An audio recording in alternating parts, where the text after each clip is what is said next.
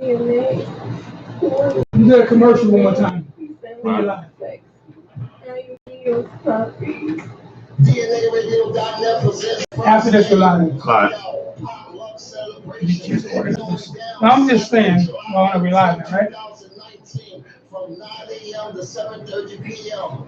in the Bronx, New York, at the Pelham Bay Park. You just take the number 6 train uptown to the Bronx, get on Pelham Bay Parkway, walk to Pelham Bay Park, and you'll see the DNAradio.net cookout/potluck celebration. Everyone is welcome.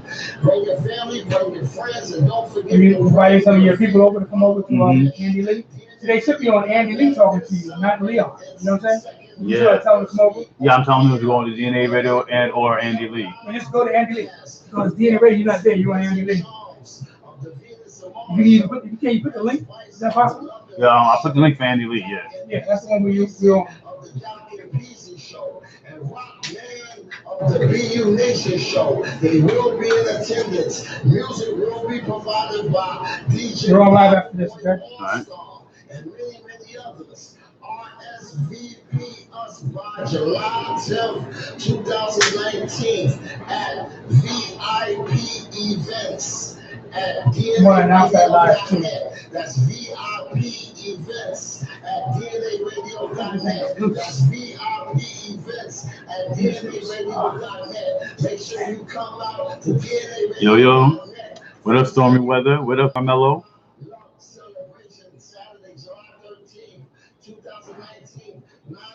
To 7:30 p.m. in the Bronx, New York, at Pelham Bay Park. Take the 6 train uptown to the Bronx, get up on Pelham Bay Parkway, and walk to Pelham Bay Park, and you see the DNAradio.net cookout potluck celebration. I want to talk about this for a second and put you on. If you missed it, be there or be square. You're dead. Where the heck is Warbucks? Hey, Warbucks. Thanks a lot, Warbucks, for that. Okay, once again, to RSVP for our special event, picnic, cookout, meet and greet, barbecue, whatever you want to call it. I shouldn't say it like that, but whatever we're trying to call it, meet and greet. Be sure to send us an email at VIPevents@DNAradio.net. 2 more times. VIP events at DNAradio.net. 1 more time. VIP events at DNAradio.net. Send us an email to RSVP. Tell us you're coming. Tell us what you want to bring. This is a potluck. That's how you pronounce it? Potluck? Yeah, potluck. Potluck means you bring your own dish, come and hang out, meet and greet the DNAradio.net family here in New York. We might even have some guests from California or even Florida. Who knows? But we will be in that house from New York City. And now it's time, a little late, but it's time for BU and BUNation.net with our special hosts, starring Rockman Rock. You're on, Rock. What's going on?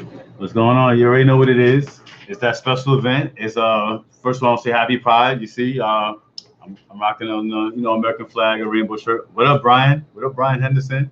Yo, you already know. Last couple of days, last weekend. Damn, my camera's screwing up. But my Facebook. All I want to say is that so far I've been seeing like a lot of nice festivities and things going on, especially in my city. You know, it's beautiful. You know, seeing people out and about. Especially I'm not expecting too much traffic and things in my borough, you know what I'm saying, because they all going to Manhattan for the, big event. What up, Basel, Sarah? I don't want to jack up your name. I just say Basel. Oh, I gotta restart my page. How does he spell that? Bassel. Okay, we're here live on BU and BU Nation, while Rock is handling the social media. Let me know when you're ready. All right. Well, first I'm going to start off before I tell you the big events. Again, this is BU on DNAradio.net, BU and the BU Nation. It's me, your boy, Rock. Again, we here at BU and BU Nation. BU Nation is a live radioactive radioactive. All right, no. BU is a live interactive radio program for our brothers and sisters within our same gender loving or SGL community, and also the gay LGBTQ community. We are here to help support and uplift our brothers and sisters within the same gender loving community and our download communities as well. Be you and always be true to thyself. That's what I'm always going to tell and preach. I'm going to be that voice, like I said, for our generation, to make sure that we have somebody effectively representing us. I saw a couple of posts. I'm actually going to read some of the posts that I've seen. People sending me on my personal Facebook page. And they were good things. About our community that I think I want to spread and give credence to. I'm also going to give a shout out to independent artists, live artists, mainstream artists, and so on and so forth. Again, June is also Black Music History Month. Yes. All right, Black Music History Month. So I want to also give a shout out to that because music is an important thing, and I enjoy music, and I'm sure we all love the tunes and the melodies that it could do for us. Again, all right. To be true to yourself takes courage. It requires you to be introspective, sincere, open-minded, and fair. It does not mean that you are inconsiderate or disrespectful to others. It means that you will not let others define you or make decisions that you should make for yourself. We are human beings who have a life, not a so-called lifestyle. BU is not a radio program that gives away any of our same gender loving or download intimate secrets within our communities or anything of that nature. We're not a tell-all program like Wendy Williams, TMZ, and Page Six. I don't know why my page keeps. Hey, what up, Manny? If you're watching, man. I'm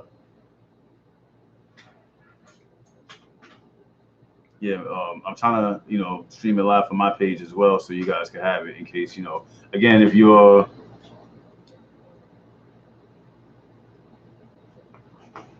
Just give me a second. It's just loading up. Let the radio know you're still there.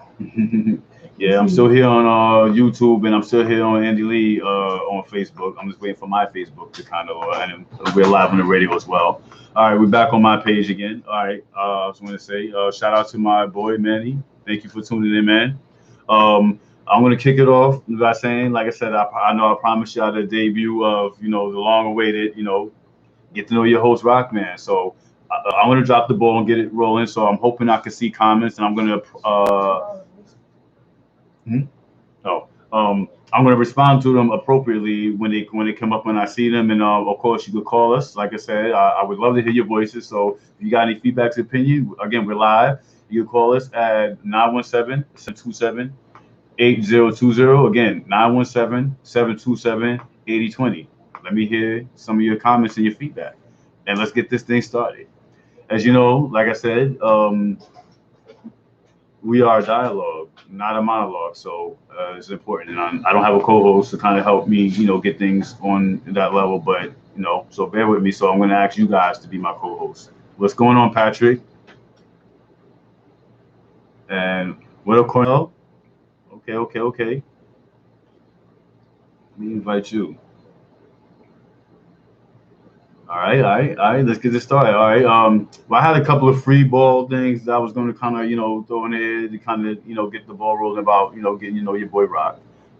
If anybody got something that you want to go before I decide to start, please, by all means, be my guest.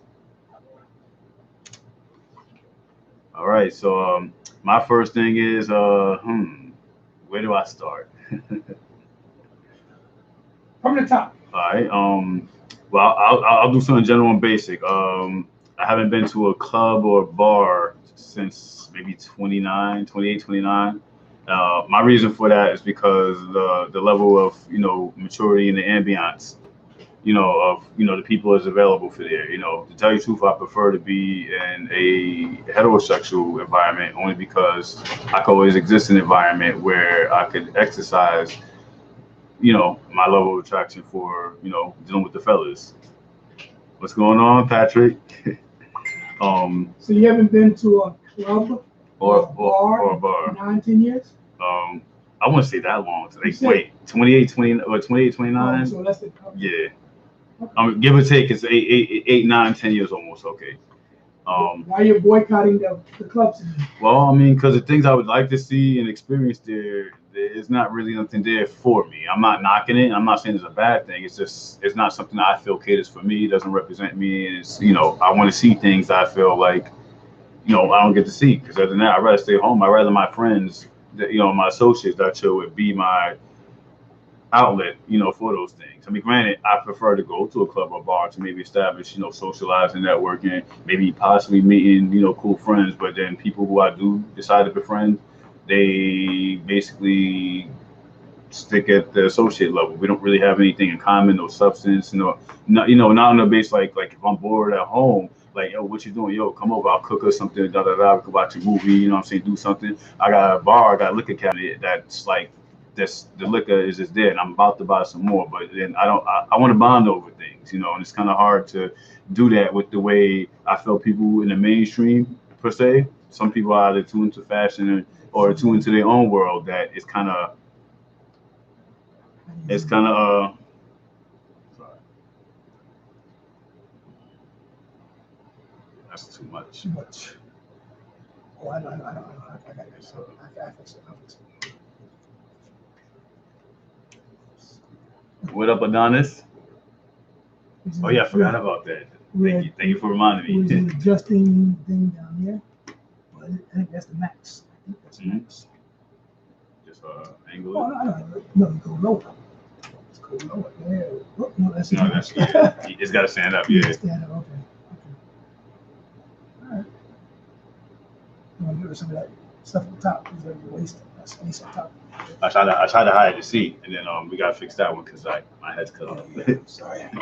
That's the Facebook. All right, so I would just have a little technical difficulty. Okay. Adjusting cameras and everything. Yeah, I feel you, Adonis. Yeah, sometimes you outgrow certain things. I'm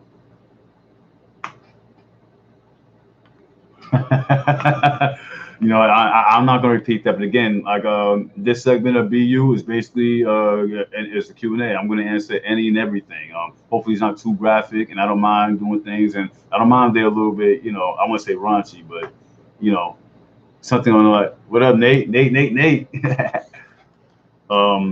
But basically, I just want to, give an insight. I figure since, last 2 days of June, Gay Pride Month for us in New York City. So why not, have some fun a little bit, I just wanted to give you guys a chance to get to know who I am, like I said. So anyway, I mean, I want to see some people drop some questions. I mean, what question? What would you like to know about me? Thanks. Yo, that's all I'm about. I'm a truth speaker and seeker. I seek the truth. So come on. I mean, I'm looking for somebody to get started. I mean, I did something light, but then y'all gonna make me go and pull out the heavy guns. But like I said, I'm not here to monologue. I want to, it's supposed to be a dialogue. So let's get some interaction going on. One thing I would say, I would definitely hope for in the future is for my hopes go for the next generation. The next generation that's coming up, the ones who just get curious and trying to find their way. I'm hoping that, their experiences lead them to dealing with certain individuals that could give them the correct experience that they're looking for, that the energy that they're looking to involve and invest in, why not, do something so they could get it. You know what I'm saying? Like, I'm gonna be honest with the experience and the wisdom that I've gotten from living life in general, and of course dealing with this, this walk of life, this choice that I've chosen. Oh, I got a perfect example that I'm going to leave with. I figured I would have liked to have been around somebody that had the same satisfaction, because they could see a goal. Like, if I kick it with somebody, I see where they feel like they went ahead and where they feel like they belong. My job, if I'm really interested in them like that, and I have the best interest in heart and mind, then why? What up, Tiffany? Why would I want to, selfishly exploit them or bring them down to a place or make them head in the direction that they didn't want to head naturally? My job is naturally where you feel like you want to do. If I could resonate with that and help you beat it, then I'm there. You definitely get my support. But if not, then like, what is the point? I'd rather wait, for somebody who could be on the same wavelength and have the same criteria that I have when it comes to, like I said, bonding and being together. But I was thinking about even shedding some light on, my particular walk. 'Cause I believe my walk, not just mine personally, but just anybody who would choose the same thing, um, how they would, what up, Tiff? I get a little confused when you say choice and you chose, use those terms. Choice, you chose, Well, choice. I'm gonna tell you my beginning. Is this like a psychotherapy class? Oh, what? Nah, it's a Q&A about getting to know you, because we all fit in the spectrum different. I figure like if the community, not just the heterosexual community, but if even people within our walk, that they would have a better understanding that there's different multitudes of men who think differently according to what this means to them. And I saw a post not too long before I started our show tonight that basically it goes like this. I changed the words to make it my own, but basically I borrowed it from my brother. So bear me if I butchered it up a little bit and don't um, quote you correctly. But yeah, it goes. The saying goes like this. Especially if you're heterosexual, if being homosexual, any variation is not for you, rather than critique and judge it or have an opinion about it, just keep it to yourself. Just say it's not for you. Don't try to bash somebody down somebody because that's their choice. You don't know what that individual may have went through and why they chose that for their choice. And there could be a number of factors. And for everybody, it's different. Not everybody has the same reason as to why men would be their choice. And the same goes for women. If women want to deal with women, same gender loving, they have their own reasons as to why they found their way there in the first place. And not every two people is going to be the same. So are you telling me that bisexuals, they basically choose which sexual partner to pick at that particular time? I mean, I can't get my words right. The question is it's a sensitive question. Most people in the same gender loving LGBTQ gay community usually state, I was born this way. And I've noticed since we've been doing these programs that you keep saying that it's been a choice of yours as opposed to you have been born a particular way. So just even today, just right now, you're saying choice, choose. And I'm getting confused as to you can just flip a switch and just say, I choose to be straight, I choose to be bi, I choose to be gay, I choose to be same gender loving. You just click on switch at your whim, I suppose. No, I think for the textbook or the stereotype bisexuals, I think that would be more of an accurate portrayal for them. But for ones who kind of dove deep in and seen the dynamics of what it is, and you did the question because I said to myself, in the beginning when I first started, I said to myself like, am I really into the game? Am I really about that life, or am I just doing it for to keep up face so people be like, oh, since he still like women, oh, it's not that bad, da da da da. I spend a great amount of time and a great deal thinking about it and processing it for myself. Like I said, I'm not saying everybody else is going to go through that process, but for me, I felt like it was important. I had to identify and see where I truly stand. I wouldn't say it's a light switch, but again, for me in particular, I feel like men and women at any given time are equal playing game for me. You know what I'm saying? Like if I'm single, I'm not looking for anyone in particular to be with. You know what I'm saying? But like if somebody strikes my fancy, mine's come from the base needs of who that individual is. If you show me you're an individual amongst other people, then you're my choice. Male or female doesn't matter. First come, first serve. If you give me the ability to be like, I want to give my all to be for you, then I'm going to be my all for that person because they're saving me from waiting to be somebody else's choice or where do I fit in or if I'm good enough. Like, I don't want to go through that. My effort should be, if we establish and we have a bond, we connect on a certain level, my effort should be to try to understand and get to build and, grow towards you. So, we're building a bond, we're building a bridge, a two-way street, to give and receive from one another. And if we're not on that level mutually, then I can't do anything. I mean, granted, outside of that, yeah, I'm definitely sexually driven. But then even then, I'm going to pick somebody based on if I'm going to have sex with you, you're going to be somebody who I would consider, maybe possibly being further with. That doesn't mean we have to be because, a relationship isn't for everybody. You might not be relationship oriented like me. But like I said, I could function or I could be a good friends with benefits. But that's only going to be temporary until I find something I feel is worthy for me. And that's what I'm going to put my focus in. I hate, excuse me, I hate to keep focusing all these curiosities I have towards you. I like to keep it more general, but you can do a little bit of both. I mean, remember this segment is about get to know your boy Rock. Okay. So you said a lot there a few minutes ago. I'm just trying to figure this out. It seems like I know I said earlier. What up, Rashid? I know I said earlier about turning a switch on, and then once that switch is on, you just focus on that particular individual. I can't get my question straight, so let me rethink this, and I'll just interject when I get my thoughts together. All right, I'm going to read a comment. I think Adonis said, "What is your thoughts on the new gays that are coming out on the way they are carrying themselves?" Pretty interesting question. I would definitely welcome them and embrace them in a sense to help them so that because I would be like an older brother / uncle that could help guide them to things. I don't want to give somebody misinformation. I want to give them the best possible experience that they could have to figure out this thing for themselves. No different than if it was life and they were just regular heterosexual young men and young women coming to themselves to find themselves in life. I wouldn't want to guide somebody to a place where they don't see themselves wanting to become. So I would want to empower them and encourage them to say, hey, look, this is what I want, this is what I'm inspired to, But from my experience when I was younger coming into this, the one big toxic poisonous thing that I think somebody ever told me, and this was actually somebody who I actually dated and was in a relationship with, but it didn't last that long. But this dude basically poisoned my mind, telling me that like based on my style and who I am and how I carry myself. Can you give us a direct quote or maybe paraphrase? Well, I was getting to that. Sorry. No, he basically told me based on how I carry myself and how he perceived me that I'm supposed to be with a certain kind of guy, and if and he knew that I was still struggling dealing with dealing with women and wanted to introduce guys into my life at the same time.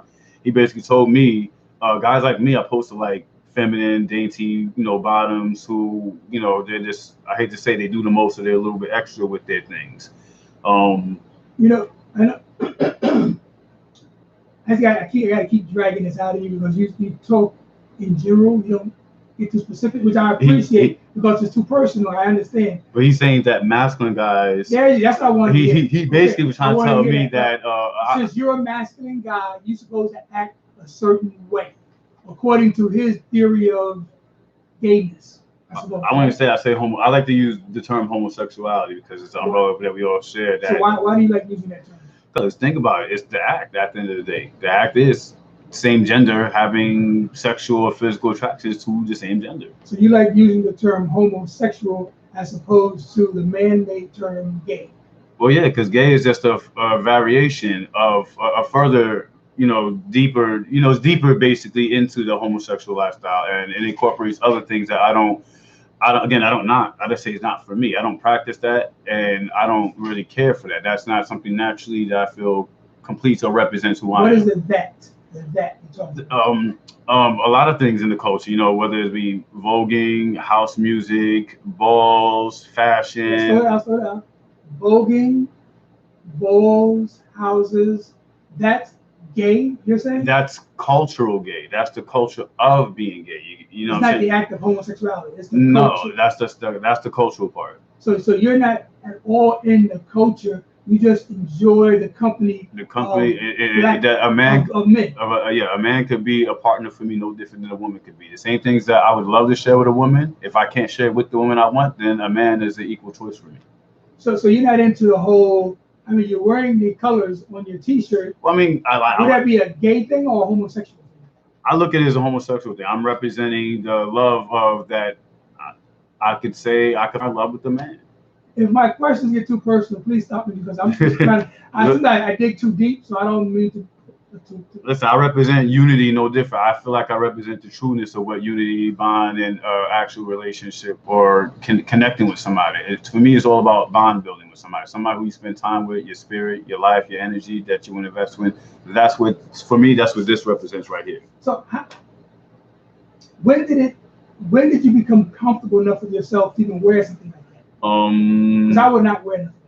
Nothing wrong with it. It's just not something. Maybe. No, I don't think I will wear that. But there's nothing wrong with it at all. I would sell it. Once I got comfortable with my sexuality and say, hey, look, I'm proud to say that I could please a man or a female, you know what I'm saying, whoever my choice is. But then I also learned to take the love for dealing with a man a little bit further than just initially what I started off with. Initially, to me, was just a sex thing, and I wasn't even open to sharing myself with somebody. I wanted to get my experience from, you know, like, damn, how do I word this? Any way you like. I wanted to get my experience where somebody would just like give me open field and they just sit there, not do nothing. But I've evolved from that point that I could, you know, open myself to more. But there's still certain things that I wouldn't say I'm limited to. But like I said, I've been in this game for 18, almost 19 years. And I know it well enough to know who I am, what I want, and what I want out of it, and where I see myself with it, and where I see myself when it comes to if I'm involved with somebody else. I don't know. Is it me not completely? What up, Wiz? What up, Anna? I'm not sure, Rock. Is it me, DNA, not really understanding, comprehending what you're saying, or you just talk in such profoundness? Yes, and I just can't seem to comprehend and understand exactly what you're saying. I mean, maybe I'll go to the basics, something I think you could understand. All right, I'm sure you understand the sex part. Like, again, in the beginning, for me, it was just a sexual thing. It was a sexual conquest just to explore. I was just, you know. What provoked you? What was it? I mean, remember I said there's different factors as to why any one person would find whatever the case may be, going down a rabbit hole. That's what I call it. But just coming to this side. I found myself, I think I have three factors. Part of it was natural, and I guess you could say born with it. You know, I always had that. I had that natural curiosity. As a kid, I was a little peeping Tom. If I had the ability to see anybody naked, male or female, trust me, I took that opportunity, and I was like a camera, like, I mean, my eyes were like that. I mean, there no cameras and stuff existed in the 80s, but right. I had a good photogenic memory, and then I drew things. I drew conclusions. I drew my own scenarios. I made fantasies and stuff just in my head. Like I had an imagination. Do you have that talent to draw? Do you have that talent? I actually do. I haven't drawn for years, but I feel like if I was put to the test, I could do it. Yeah. I see you were doing something earlier. I seen this. This looks pretty nice. More than I can ever do. I mean, nice. If I like a challenge. Again, I'm a Taurus, and Tauruses, we're naturally sexually driven. We have sexual energy that's comparable, if not better than Scorpios. But I would say good Scorpio, they know they're right. They're supposed to be slightly better than us, and I would say we come next. But then it varies on the individual. I'm sure every sign would say they come first. No. Our energy is second to none when it comes to that. I could be looking over here, minding my business, have my back turned towards you, and just the energy that I give off will make somebody just come out the woodwork and just approach me. And even if they have no chance, they would still, try to see what it is, because the curiosity makes them feel like, I wonder what it is. And when they just get a glimpse or just a little bit, they want more. It's funny that you say about the Taurus. When I was, like I said earlier in another conversation on another program, when I was growing up in the projects, one of my good friends, we lived on the same floor, and he was a Taurian, type of. Yeah, Taurian. Yeah, you can say Taurian. And you're telling me all this energy he had. I wish I would have known that then. And we lived in the same projects for 16 or 17 years. I would have loved to know the guy on the same floor was an old hot Taurian. I would love to have known that. Listen, he probably would have overwhelmed you and made you a vegetable. I don't think he would have wanted to do that. What do you mean a vegetable? What do you mean? Wait. You would be just sitting there like comatose, drool coming out your mouth, like somebody like, "Are you okay? You want me to push you outside for a little bit?" Like you wouldn't be coherent. You wouldn't have your own mind. But he was so quiet, you never thought he was even thinking of sex. That's the thing. He didn't play a sport. He was a very quiet individual. They say it's the quiet ones you gotta watch out for, and it's the truth, because the quiet ones are always thinking about things, because they're the ones who, because we don't make too much noise, you really don't have any idea what goes on through the minds of these individuals. And what's funny, Rock, is that it seemed like all the dudes who hung out with us, we had a little crew, unofficial crew, they all were like, he was like a magnet to them. So I'm saying that everybody else had fun, and I didn't know nothing about it, They all were having fun on the download, and I didn't know nothing about it. It's the energy. And Tauruses, I'm going to read it one day. I'll probably do it in another show in the future, but I had this thing, y'all should look it up. It's that you can look it on the internet, or you could Google or Wikipedia.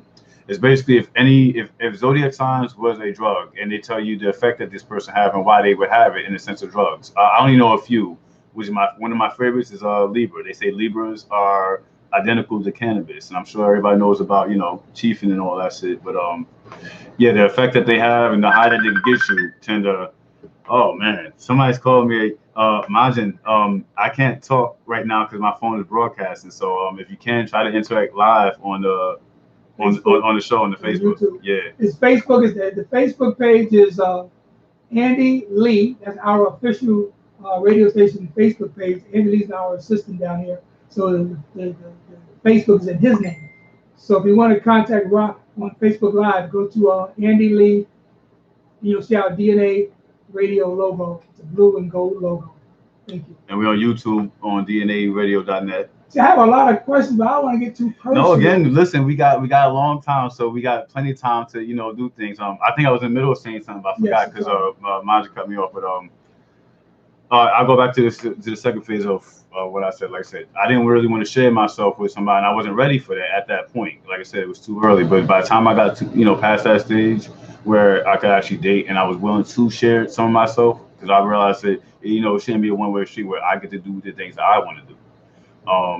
But having that energy, seeing things, like I said, I observe, and I try to see what people's about and what's going on and where I fit in. If I don't see how I fit in somewhere, I'm going somewhere else. My job is not to stay in a place to see something that I can't have. As a Taurus, I can't. I mean, I'm slow to move, but guess what? I'm not going to stand there. Also, Adonis said, I grew up around old school gays that showed me the way to approach a person. I'm interested in how to learn the difference between the groups, but what I want to know, what the hell is verse top or verse bottoms? New bottoms are tops and tops are becoming bottoms. That's the deal. What's the deal, Rock came with? That's a good question. I think I can only answer part. You can explain that again? Well, can you interpret it? What? Just read it? And what are they saying? What's the difference and why it is people were making labels like verse top and verse bottoms, and why are bottoms turning into tops and tops turning into bottoms? But wouldn't that be verse?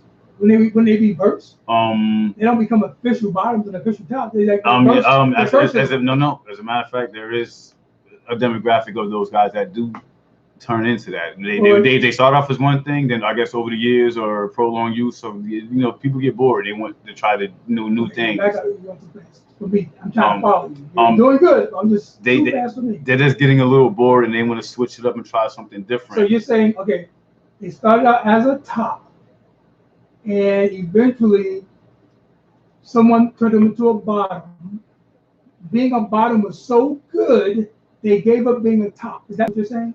To some degree, yeah, more or less. And the individual who wrote that on Facebook is saying the same thing? More or less, yeah. Well, that's at least what I translated to. So they were a top.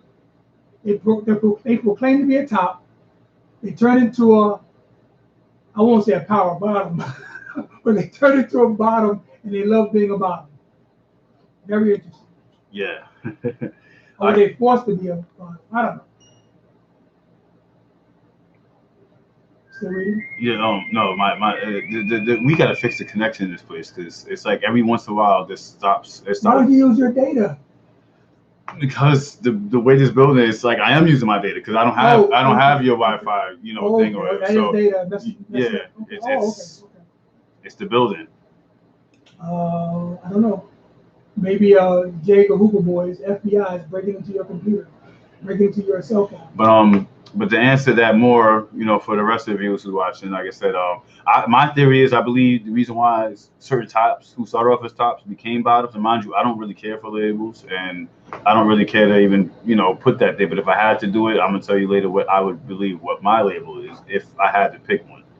I believe that tops became bottoms because they saw the treatment that most bottoms got, and the fact that tops are willing, or quote unquote, their job is to bring that to the bedroom, bring that energy, that excitement stuff. So they want the excitement. I think of it like this. Again, one of my theories, I feel like women and bottoms have the best quality when it comes to men, because think of it like this. Most men are just hardwired because they have a dick. They want to put their dick in a hole. They want to fuck something. And somebody like me who's not really open to that, a dude would probably overlook me and go to, somebody else who's willing to do what I won't do. Now, my thing is, again, this is why I would rather prefer, if I'm gonna have any kind of sexual encounter with somebody, I would prefer another down low or bisexual dude, only for the simple fact, and I'm talking about sex, not relationship. I just said sex, because at the end of the day, they like women just like I do, and just like how I'd rather, give my dick to a woman, because at least the women who I'm attracted to sexually, they're gonna make me work for it. Where most gay men who identify as bottoms aren't. They see, they look at me, they don't even know what's down there, and legs is already open, or they throwing themselves in. To me, the way they go and the way they approach me to show that they're interested in, especially in that particular type of act, unless you're showing me that you're dating material, like, I don't see myself doing that, not even for my fun. That's not something, again, I spent too long in this lifestyle to not know the difference as to who I am and what I want out of this.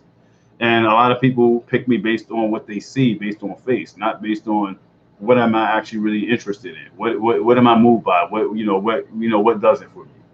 So at what point in your life did you become this intellectual philosopher to know exactly, because you explain stuff so well, is that I never even thought of the gay life, same gender loving life, the way you thought of it. That you have such great Insight. Thank you, as to what you want and what you don't want. Experience being exposed around people. Mind you, I mean, they ain't gotta say you can be outlandish, you gotta be a hoe or something like that, but you still could get experience to get out there. You get, and in fact, I would say, even in general, outside of, same gender loving, LGBTQ, heterosexual, homosexual, outside of all that, we're still human beings. And it's our job to pay attention, identify the very things in life that can help us get to where we want to go, as well as identify who we are.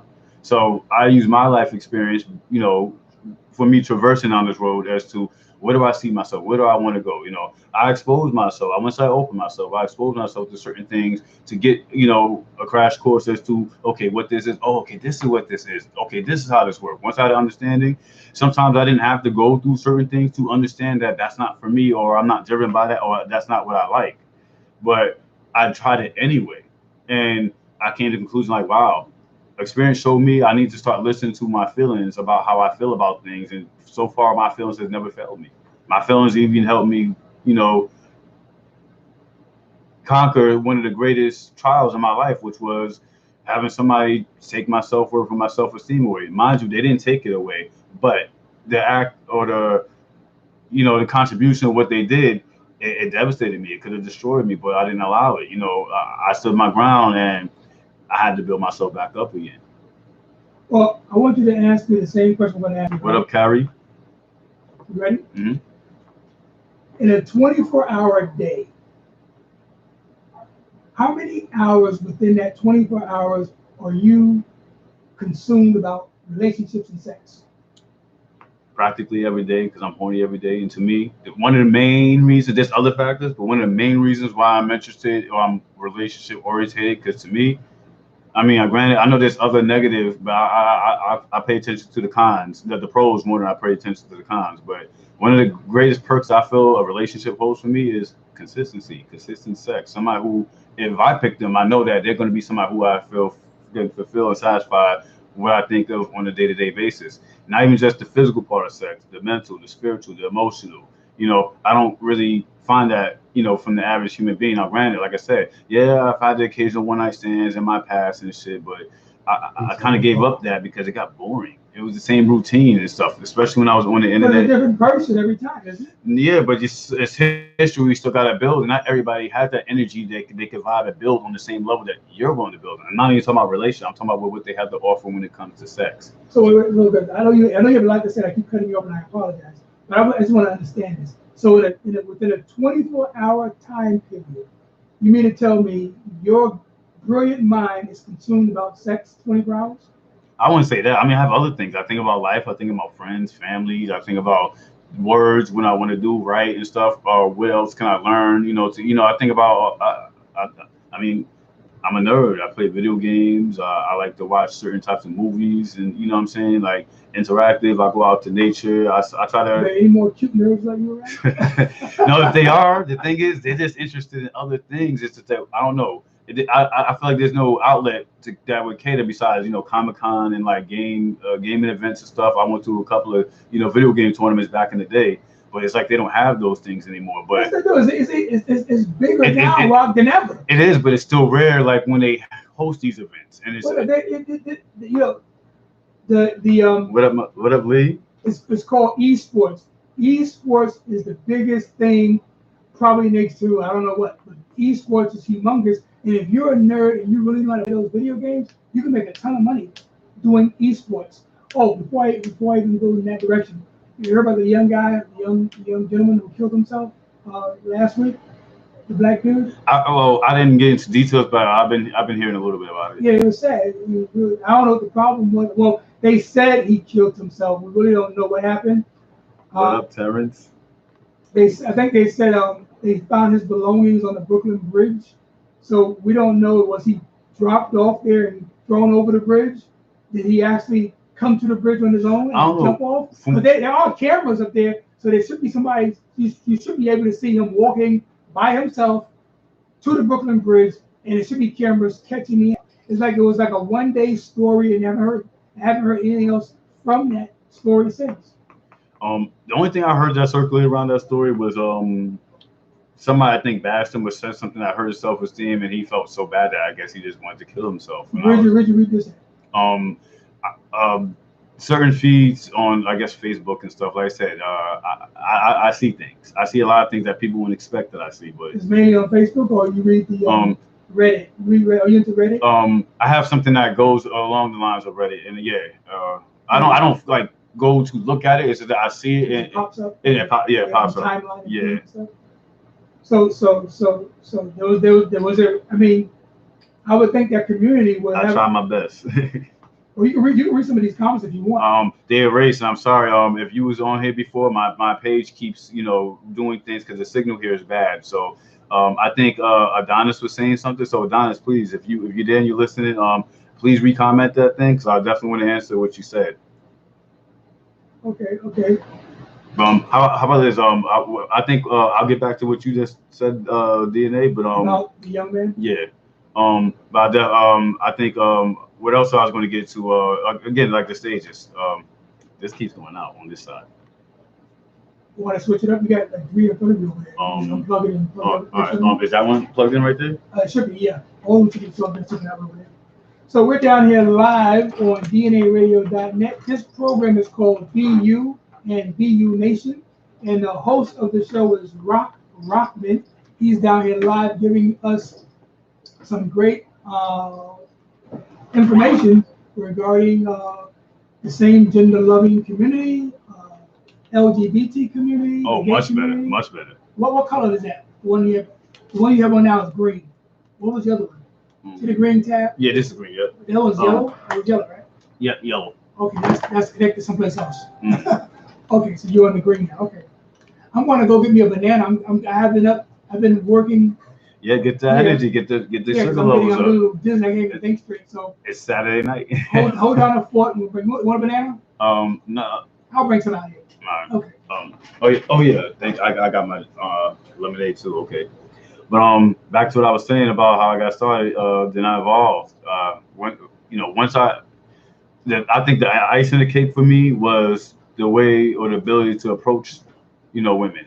At first, I used to think I was shy, but I wasn't. I realized it was just the type of women I was attracted to. And then it got more to the point where I felt like less and less I had to, lower my standards. And I said, what the fuck? What's wrong with me? Why should I have to lower my standards? And I never thought of things like, and I used to think I was superficial at one point, but I said, no, naturally I'm driven and I'm attracted to these type of females. Sometimes I like the attitude, not just what I saw, but the way they presented themselves on certain things. But unfortunately, who they choose to be as an individual, they just have no room for a person like me. And it bothered me at one point, but I just, over the years, I just chalked it up like, I don't care. I'm not going to stop being me, because I heard the best advice that somebody's ever given me, especially when it comes to dealing with women, is be yourself, and if I can't be myself, then what's the point?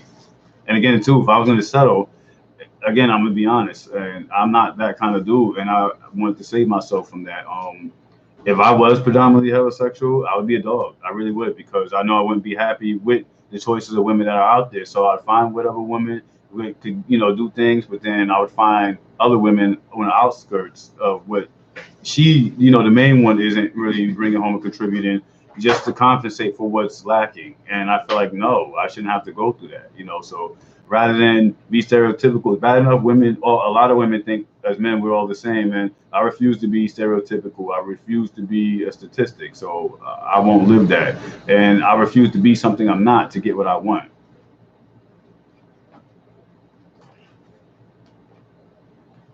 So once I got that, like I said, I never gave up on dealing with women. It's just that I refuse to act accordingly to, let it be, I guess, the way men are supposed to go for women. So you're saying if you were quote unquote straight, you'd be a whore? Pretty much. So being bisexual, you're not a whore? No, because I have choices. So if I can't get with the girl I want, there's always men. Isn't that still a whore? No, because if I'm with a guy, then and if it works out, I'm not worried about anybody else because I got what I want. You're smacking on my banana. I know. I was a little jealous. What up? I gave you two. What up, Barry? You got two on your desk. I see. Over there. But I might have to get off air to do that because I'm not gonna put something. You smacking like me? No, because food sounds. Somebody made a comment to me, and I'm not gonna give no names, but they said something about like, damn, like does everything sound good when you sipping on something or whatnot? I'm like, look, I'm just eating food. That's it. So you were eating food and nothing else? Is that a pause? I'm sorry, go on. I'm just smacking on my banana. All right, so I'm waiting for somebody to drop some questions for me. Like, I mean, I'm looking in the air and like nobody ain't really say anything. What up, Bernice Johnson from UK? Okay. All right, Will said, what's up, DNA? What's up? All right. Again, my boy who's watching, I know you got some live shit to say because I don't want to give too much, but you a fellow New Yorker like me, and that's all I'm going to say. But I definitely want to hear some of your things because you had some interesting things to say. I think one of the last few times we spoke. You know who you are. Like I said, I don't want to put you in the spot, but again, I want to get interactive, like anything. This is Q&A. Ask Rockman anything. So, what was your longest relationship, Rob? My longest relationship was 12, 13 years. Okay, what was your longest relationship that you were happy with? That's a good question. Well, I'm learning from you because I didn't have questions like this. I would say, I wouldn't say it was happy in the sense like it was like the happy ever after, but I was happy is a part of the part of what I gained from, which was experience. Albeit good or bad, I got what I needed to help me be the me who I am now. That I'm happy and I'm proud to be that me. So, if for what it's worth, I didn't understand what I was going through during those times, the trials or what lied, ahead in the future for me and how I was going to turn out. But looking back at it, it just gave me a better way to smile and say I have a testament that I'm an endurer. I can endure anything. Anything that's thrown at me, I can pretty much throw it away, and it's a wrap. Okay, on that point, it's get my thoughts together. Now, if you've been in the game for about 18 years, I should say the game, the community for 18 years, freely, right? You're proud of being here for 18 years, for the most part. So, if you're having, for lack of a better term, all this drama, and you've been here for 18 years, think of someone who's just getting their toes wet, who's just getting into the game, getting into the community. I mean, maybe you explain things better than most people. So you're open book, let's say, whereas people are going through this for years, but they don't explain it the way you explain it. Because I've never heard nobody articulate the stuff the way you articulate the relationships. You mentioned mind, body, soul. How do you say it? The 5 components that make a person complete is the physical, the mental, the spiritual, the emotional, and the sexual. I never heard no one in the same gender loving, gay, LGBT lifestyle talk that way. I just learned it, and it just felt right to me because I said to myself, okay, do I physically find this person attractive? Do I sexually find this person attractive? Do I mentally find this person attractive? Do I emotionally find this person attractive? And the same goes when you say that, are they available? Like sometimes you get with somebody and you say to yourself, and they don't know the words, but I'm going to give the people the words. Like people who aren't relationship oriented, but they definitely want sex from the individual that they specify they want sex from. They don't know the words. Like if somebody's trying to date you and be with you, the best words you can say to them if you don't is say, hey, look, right now I'm not mentally emotional, or I'm not mentally available for what you're looking for, or I'm not emotionally available for that. I'm not trying to involve or invest in that stuff. I'm just here. You actually have conversations that deep? Sometimes you do. No, it depends on the individual. An individual who knows themselves well will say something like this because, again, they want to, especially think about it like this. There's even some of the ones who are catering or gearing towards sex more than a relationship. They will say it so that there's no hard feelings because they want to be able to have sex and enjoy it without thinking more of, did I hurt this person? Did I waste this person's time? Am I here for the right thing? Does this person want to offer this to me? And if not, I'd rather just either deal with, okay, what can we share? If we can't share nothing, then for me, there's no need for me to partake any further in that situation or that scenario because that person may be looking for more or less than what I'm offering or vice versa. And I think as an adult, as a man and as a woman, you should know your ground and the individual you're dealing with. So this is a cliche-ish term, or cliche, how do you pronounce it? Are you looking for love in all the wrong places? To tell you the truth, I'm not really looking. If it finds me, I'm open to it, but I'm not. Well, it's like saying I want a job, and the job has to come to me. No, that doesn't quite work that way. Getting money and going for love is two different things. They have two different sets of responsibilities to make it work. So having the ethics of what you're going to do to look for a job isn't going to help win it in love, and vice versa. But if you can't stay at home on your computer playing computer games to find that special person you're looking for. No, that's true. But living in this day and age, I kind of figured that it's really about time and where individuals are in their life and if they're making room for that. Because you could go to the outlet to meet people and they're still not in the right place. And then some people want you to settle. But I mean, in a sense where they can hold on to the very things that make it difficult for you to be with them. But the things that make it difficult for them to be with you, you have to get rid of it. Well, you're not alone because I was just listening to the news the other day and Corey Johnson, I think his name is, he's the city council president here in New York City. Mm-hmm.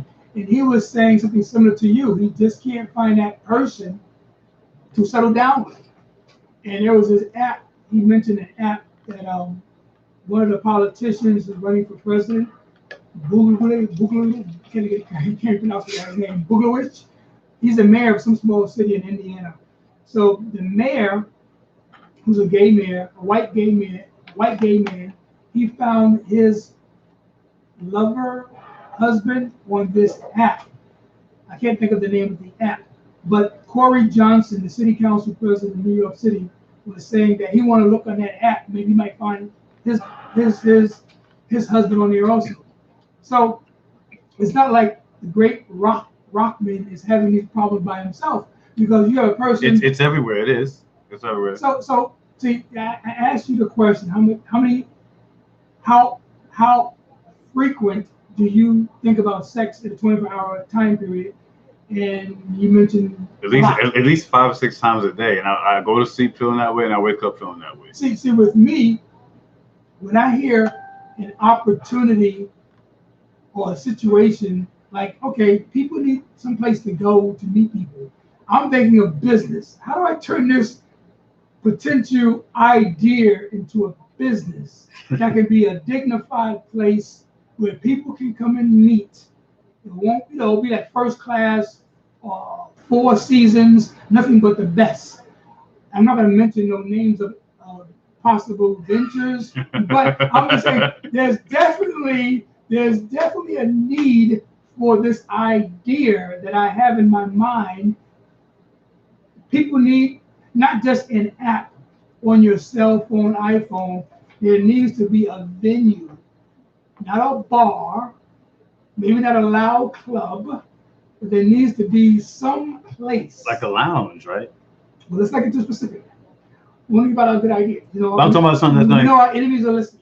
but I'm talking about, the ambiance of just like to be able to socialize right. and connect with people on whatever level. Like I feel like something like that is more conducive because it's organic composed to the internet. Because in the internet, we got this thing. I mean, it's been a while for a long time, but the term didn't come up to several years ago. This catfishing is like, and it's like it's an epidemic. It's going out. Why they call it catfishing? Well, because think about it, when you go fishing and you're going for a specific kind of fish that you can eat. I mean, granted, you can eat catfish, but there's still a variety of catfish that you cannot eat. Basically, you're going to catch regular fish, but then the catfish eat that bait that you throw out, and you get them instead of the fish you're trying to catch. I got a Wikipedia. That's brilliant. That is brilliant. I mean, your mind is such an amazing mind. I mean, did you hear that? Or you just Thank you, man. Right now?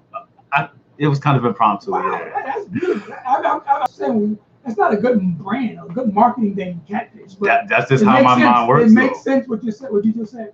But anyway, if there are any investors or bankers out there who want to hear this great idea I have about something that I can't pronounce in detail. In detail, thank you, on radio, because there's too many thieves out there and no creative anything who try to steal your ideas. And I've been down that road before, people steal my ideas. So if you're a banker, we have to have a face-to-face sit-down, and you'll sign an NDA, non-disclosure agreement, and I'll gladly present to you this business idea. So we need bankers. My friend I'm not going to mention the bank, but anyway, he's a vice president at a bank. I want to mention I mentioned your position, not your bank. If you're listening, I want to have a sit-down with you. I'm sorry, I digress. You're good. You're good at talking about relationships and things like that.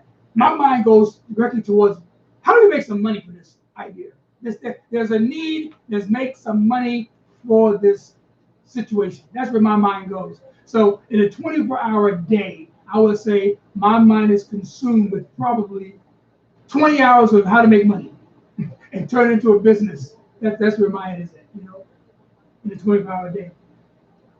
I am still got the munchies over here. This banana's not doing any good. But yeah, like I said, again, we live. I'm trying to get more feedback. So far, I thought I threw you guys the bone and not talk about. Is that a live call coming? It is. I was about to give the number too. Hold on. Let me answer it. Go ahead. You on live? What's good? Yo. Go ahead. Call a purpose. They called up earlier. Now is the time to call up. Go ahead, caller. You on? I guess they're listening to the delay on the radio. Hold on. I gotta turn on the speaker. Turn the speaker. Okay. All right, go ahead, caller. Caller, you're on. Yo, this Warbucks DNA. What up, Warbucks? My G, what up? Checking out the show. Salute to my dude, Rockman. Yo, and I heard about what you were saying, DNA, about the person that said you can't find nobody. Whatever, the mayor or whatever. Yeah, the city council president next to the mayor. Yeah. I said he said he can't find nobody, right? He needs to go out more, man. What did you do? Sitting in the office all day, thinking he's gonna knock on the door for help? Hey, I'm your future. Well, I mean, there are several politicians here in New York, and you're running a city of 8-9 million people, so you're consumed probably 7 days a week trying to keep the city running. Yeah, I'm with you. So I maybe I need to have a sit down meeting with him, and he can help me get this venture off the ground. Yes, indeed. And all your bankers out there, there's a multi-million-billion-dollar deal. Yes, sir. It's a billion-dollar deal. So you need to get him on board. DNA is he got a brilliant mind. Absolutely. No, I wouldn't have it any other way. So y'all need to jump on board. But yeah, I was just calling in, I'm checking out the shows, seeing how you sound, coming clear through my speakers. On DNAradio.net. I gotta always do it in my native voice. Yes, sir. But yeah, I'm just checking in, just saying what up to y'all. Y'all have a good one. Well, good looking out, Warbucks. It's always good and a pleasure hearing from you. And like I said, I love that explosive energy, man. I'm hoping you have that for years to come, man. Because hopefully, maybe I could, bring a little bit to that sort of edge. So, hopefully, more people will love our programs. He's a Taurus. He's a Taurus like you. Oh, no wonder why. See, I didn't reach your level yet. But I got it though. I'm a little on the reserve side. But yeah, when I get some steam and I get motivation, and I get momentum, trust me, it's a wrap. Yeah, that's a wrap. Holla at your boy all day.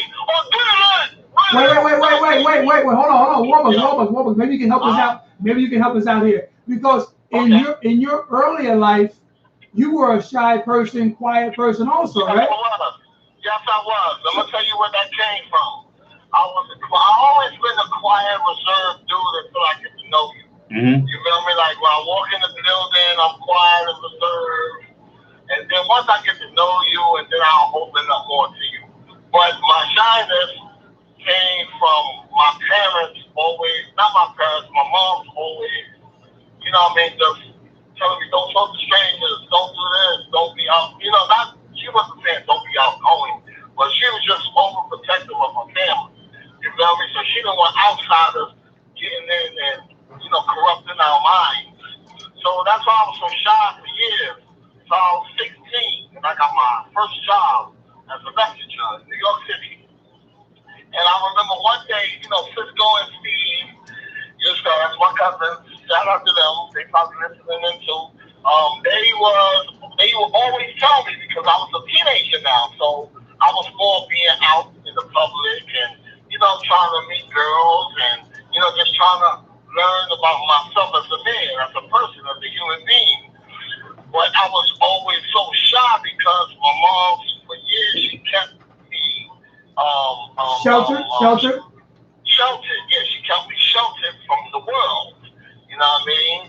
And so what happened was I was doing Messenger, and it just so happened me, Cisco, and Steve had a delivery to the same building. And you know, back then, messengers couldn't even go in the main building; they had to go to the freight elevator. It still happens today. Still happens today. Same thing. So we went in the building. They asked us if one dude. I was 16, so the dude that was running the freight elevator, he wasn't that old. He probably was like 26. Hold on, we'll show you. So basically, what happened was, he asked us for our what floors we going to. So everybody said, Cisco said what floor he going to. Steve said what floor he going to. And I said what floor I'm going to. He's like, what? I was like, yeah, I'm going to the fifth floor. I sounded like Michael Jackson. And he was like, what? I can't hear you, man. Talk up. What are you, a man or you a mouse? I can't hear you. Like, he walked on me. And then ever since that day, I've been a talking machine. Because I never had no it took for an outsider to tell me that for me to feel like kind of embarrassed. You know what I mean? My whole family was telling me the whole time, but I wasn't consuming it.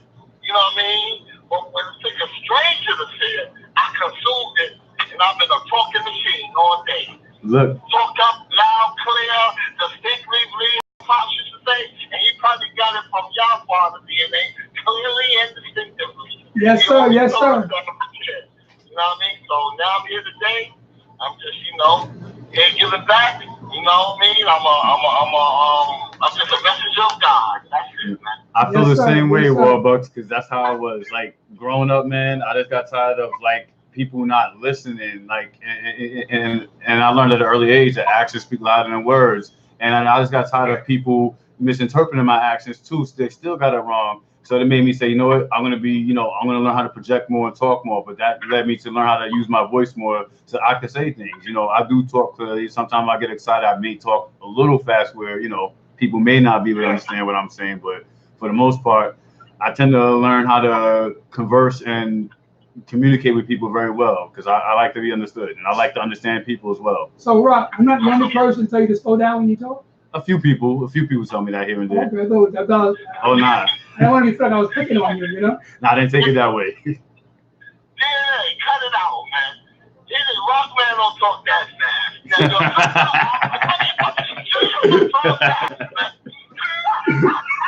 So, who talks? Who talk fast?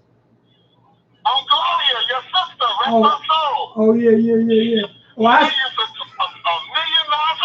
I speak fast too sometimes. I speak fast. That's why I gotta, you know. It's just the level of excitement that takes you there. Trying to get you excited, Rock, when you're around me? No, when I'm explaining something and I'm sharing something with somebody or I'm teaching. Didn't catch that. Forget it. It went over your head. Forget about it. Really? And DNA. Yes, sir. Yes. That was funny when you was like, oh, sometimes I dig too deep. Well, where's the say that's a pause moment. Right. All right, fellas. I'm just timing. I'm just out here working. I'll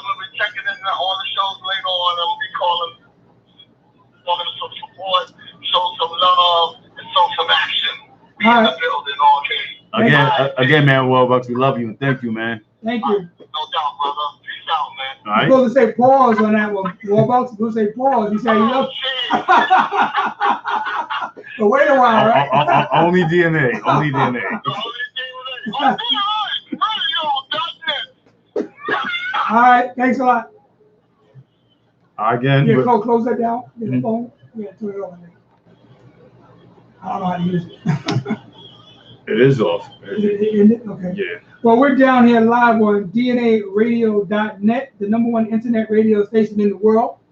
If you're calling from Africa, Europe, Asia, somewhere here in the United States of America, the West Coast, East Coast, down south, dirty south, feel free to call us. I gave you the number, right, Rob? Yes, we're here live. You call us at 917-727-8020. Again, that number is 917-727-8020. Special shout out goes out to Venus versus Mars. I think they're on special assignment today. What's up, Wiz? Yes. What's up, Charms? We're borrowing your time tonight, so we're gonna go a little overtime until Ross tells me. We still showing you that love. Yes, we're missing some Venus versus Mars, so I'll do my best to try to fill in. And thank you to Love and Lust. That was Red Spice and her guest, Still June. Still June, and I think she said and his fiance, right? Yeah, I think she was Sweet Spice or something like that. I forgot the name. But what's up to everybody driving around New York City? It's a beautiful night out there. They predicted some rain. It was a passing shower, but thank God for a beautiful night in New York City. Yes, indeed. Yes, and indeed. we got to take our program and show on the road because it's too nice to be in the studio on a beautiful day like this, All right. Shout out to Nate's Key 225 out there in LA, California, coming up in about another hour or so, New York time. And what's up to Doc and PZ? They had a great show yesterday. They dedicated their entire show to Michael Jackson, I should say, the great Michael Jackson, the king of pop. We would like to send a special, belated birthday wish. What up, Richard? To the great Michael Jackson. His birthday was, I believe his birthday was June 25th. June 25th? No, that was his death. Yeah. His death was June 25th. Because I believe he's a Virgo. Yeah, Michael Jackson's a Virgo. I stand corrected. Thank you. His death was, I believe, June 25th, I think 10 years ago. So we want to, once again, show homage to the great king of pop, Michael Jackson. So where do we leave off? I think I was explaining some of my things about my transition, my transitions, my evolution, I guess you could say. Okay. But anyway, like I said, that just took me to that next level and pushed me to dive into my curiosity. Mind you, I experimented a little bit in my childhood phase. I mean, kids are curious. I mean, kids try things even with I mean, I ain't gonna mention what things I've seen growing up as a kid that I've seen other people try that I haven't tried, but I've done my fair share as well. So I'm not sitting here, casually throwing stones. But again, this is a live interactive.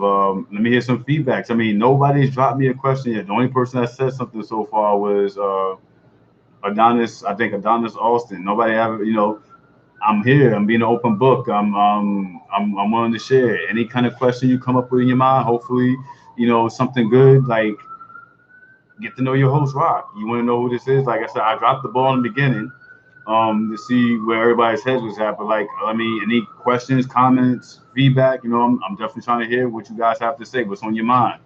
Like I said, I switched it up. I didn't want to have to, deal with maybe some boring topic or some, Your topics are never boring, Rock.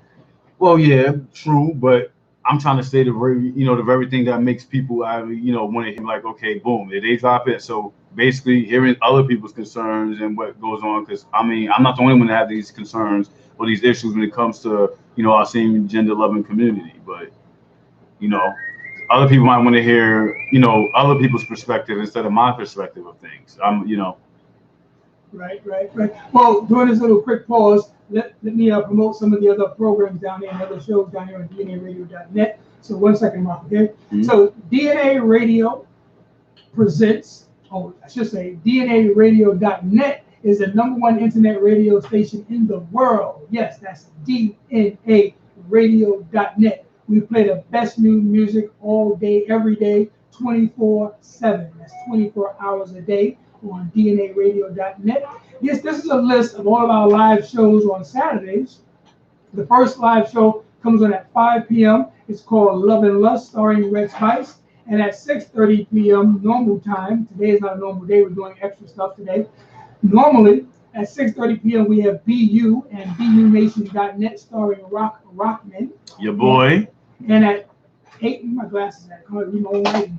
And at 8 o'clock p.m. we usually have Venus versus Mars, that's starring Wiz and Charms. And usually at 9:30 p.m. we have the True School Show. Starring Natesky 225. He does the independent playlist where he plays new up-and-coming artists from around the world on the independent playlist. And then on Fridays we have the Doc and Peasy show that comes on at 6:30 on Fridays. And lastly, on Sundays we have our gospel programming, and that starts at 6 a.m. every Sunday for 24 hours. So 6 a.m. to 6 a.m. Monday morning. And of course, we have our gospel radio station, and that station is called JesusOnlyRadio.com. That's JesusOnlyRadio.com. That's 24 hours a day, gospel music down here on DNAradio.net, our sister station. What do you think about this picnic we're trying to put? We're planning on having. I'm actually looking forward to it because maybe my. Back to the mic, please. I'm actually looking forward to it. It actually seems like it's something. I guess you could say not just needed, but it's going to help us be more interactive with one another, especially if other people. I mean, it would be nice. I mean, if other people from different places that come over here, I would definitely like to see the rest of our family. Yes, sir. Yes, sir. Now.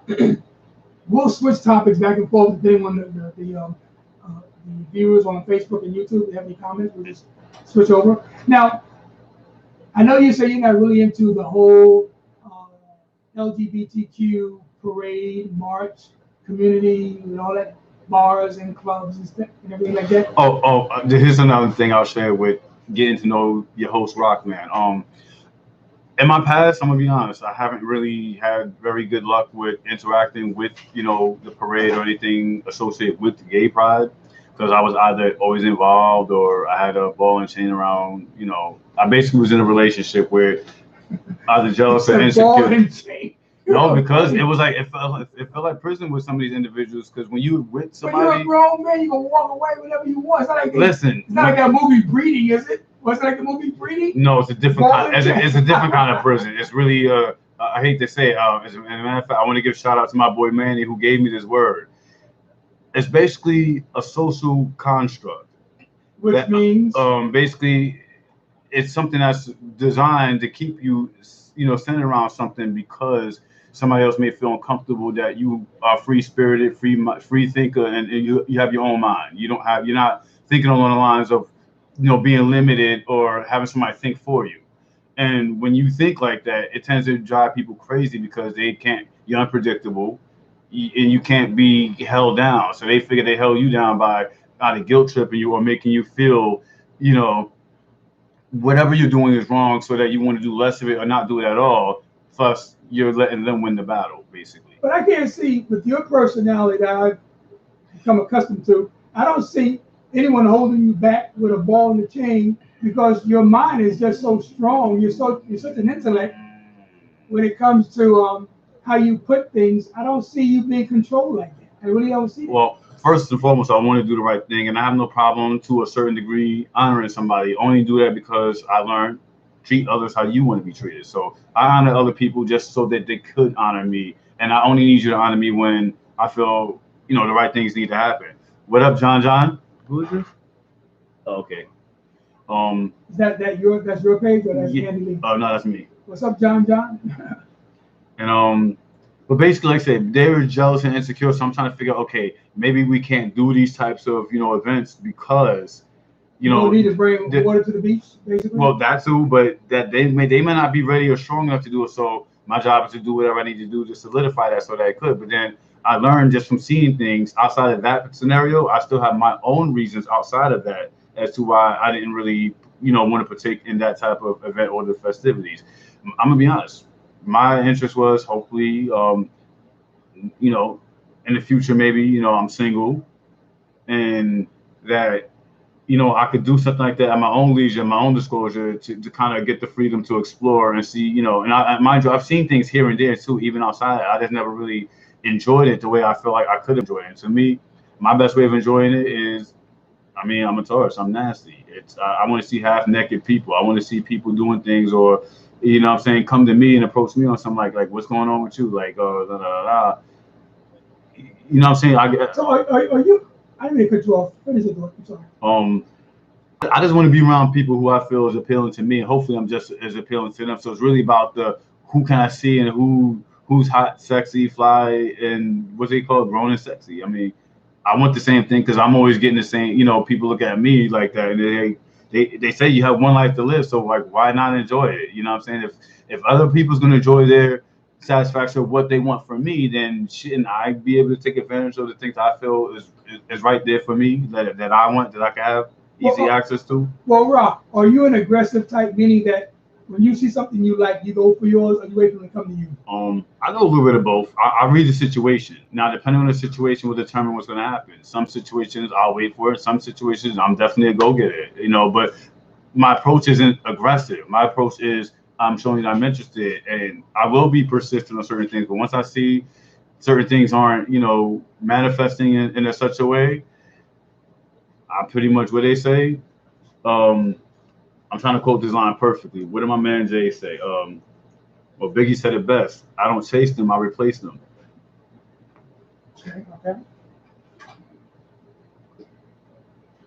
Okay. Now, if I don't know if your seat is comfortable over there. If it's not, you can always use that mic stand to adjust whatever mic, Oh, no, it's fine. That's fine. I have to readjust my microphone over here. Oh, interesting. I had some thoughts and I lost my thoughts because I walked over there. I lost my thoughts. But basically, my only purpose for doing those type of scenes is to see who's out there, to see what what's there, and and possibly again, if you want to really know what X, Y, Z means, why don't somebody ask me in the form of a question? What would that entail? Like if I was to link up with somebody, like what would I actually be looking for? I'm kind of giving you guys the the open floor to at your leisure to ask me anything. Well, I see one comment over here. When can I go on a date with you? Somebody asked the question. Really? Who said that? I'm teasing you. Oh, see, you got me all excited. Like, okay, let me find. I got an admirer somewhere. No catfish here. I'm sorry. Go on. It does suck being catfish. It does. I have a few more topics that might be not the norm for BU, since the crowd is kind of quiet tonight. We can always go back to BU. This is going to be part of BU for tonight, but we can always go back to that conversation also. Got you. I'm not sure if everybody's aware that the United States Congress just passed a $4 billion with a B, $4 billion for the immigrants. The people coming into the country, they're setting aside $4 billion to house them, protect them, whatever. $4 billion. Now, Rock, help me on this, please, Rock. What up, Adrian? I'll do my best. Adrian, anybody out there, help me out on this one. Have you heard recently the United States government setting aside any kind of money for Black youth to have summer jobs? Like, I've never heard them say we're going to set aside $4 billion for Black youth so they'll have summer jobs, so they won't get caught up into these gangs and stuff. I've never heard no proposal, no bill, no legislation, no anything ever stating they are going to set aside $4 billion for American citizens. Can anybody help me out on that one now? Please help me out with that one. Another issue I have here in my notes. I need you to help me out with the dialogue here, Rock, please. All right. If it interests you at all. Now, I'm sure most people are aware that in New York we have some special schools where a lot of the smart kids go. Bronx of Science, Stuyvesant, I think Brooklyn Tech, and there might be a few others. Now, it has come to my attention, which should be everyone's attention, that a lot of the Asians are opposed to the, how can I say, the integration of black youth, male and females, to integrate these schools. It seems like the Asians are very opposed to this idea from the chancellor of the Department of Education and the mayor of New York. One of my associates told me, DNA, you're getting too deep, you're going over their heads, they're not going to understand what you're talking about. So if it's getting too deep, I'm going to pass on this, but I wanted to touch on it for 1 second, if I may. If the Asians are opposed to black youth, high school youth, being integrated into these specialized schools, Bronx of Science, Stuyvesant, Brooklyn Tech, et cetera, et cetera, et cetera, if they're opposed to it, because there are only 7 black students out of 9 million people in New York. 9 million people in New York, there are only 7 black youth accepted to these specialized schools for all the smart kids. Only 7. That's a disgrace. So my thing is this: if the Asians want to keep us out of if the Asians want to keep us out of these specialized schools, Bronx Science, Stuyvesant, Brooklyn Tech, etc., then we, as a black community, should stop going to their Chinese restaurants. We should stop going to their Vietnamese nail salons. We should stop going to the Korean fruit stands. If they want to keep our youth out of these specialized schools, thinking that our youth are not smart enough, which I know black people are extremely smart given the opportunity, when an even Stevens, if they don't want to integrate these schools with black youth, then we should not support their Chinese restaurants, their corner Korean stores, or their Vietnamese nail salons. We should keep the money in our pocket. Okay? What's the guy name? I think it's Senator Lou. He's from Queens. John, you can ask me anything. This is a Q&A. Just ask Rock anything. Yeah, I'm just digressing for a minute until we're getting back to some good questions for Rock. So there's this senator from Queens named Lou, I think it is Lou. He used to be a councilman, now he's a state senator, and he's holding up the bill to integrate the schools with black youth. Now, I do not have kids. I should be the last one talking about helping today's youth in schools. But this is just me as a black male. But really? Why would you feel it? Your mind is just as great to know how to guide people and do things, and you're a wellspring of information. Like why wouldn't you? No, I'm just saying because my mother told me years ago when I was like 16, 17, she told me, DNA, stop carrying the whole world on your shoulder. I really have no how do they say no, I can't think of the term, but one of my associates always tells me this also. I don't have no something in that fight. You might not fight from their perspective, but your fight would be a different fight, which would still be just as effective to reach the minds, because that's really what it's about. At the end of the day, why would we want to limit ourselves to what kids can learn from just one particular aspect? That's only just one way arbitrarily of seeing something, when other people could find different ways and different angles to teach these people something. But then just have one way. To me, that's just another form of manipulation and mind control, and I won't have any of that. Well, right now, there's a senator named Lou from Queens. He is holding up the bill. He said there will not be no integrating of schools as long as he's the chairman of the committee. So I'm saying this is my counter to him. Okay, Senator Lou, if you don't want us to integrate the schools, then we will not support your Chinese restaurants. We will not support your Korean corner stores, and we will not support your Vietnamese nail salons, foot salons, et cetera, et cetera, et cetera. That is where are the black politicians? See, politicians don't make enough money for me to be a politician. But anyway, where are those black politicians speaking up like me? I'm not a politician. I'm a businessman. Like Jay-Z said, I'm a businessman. So where are them speaking out on this issue? They're in corners hiding someplace. Well, I look at it like this. Either that's part of it, but I see a different perspective. I see it's the corruption. Good people don't want to get involved with corruptive stuff. I feel like if it was less corruption, where there was more room for other good people to do it, they would do it to try to balance it out. But because there's so much of it, a good person could go in there, have the intention to make things work. They'll go in there and they won't come out the same. because it's too much of them than there is too much of, and that's how corruption works. Corruption works where there could be one of them and 10 good people. Guess what? That one person could corrupt all 10 of them. That's how corruption works, because corruption is a lot stronger than virtuous people. That's why when we had our business downtown, we said no tipping, because tips blind the eye. Tips blind the eye.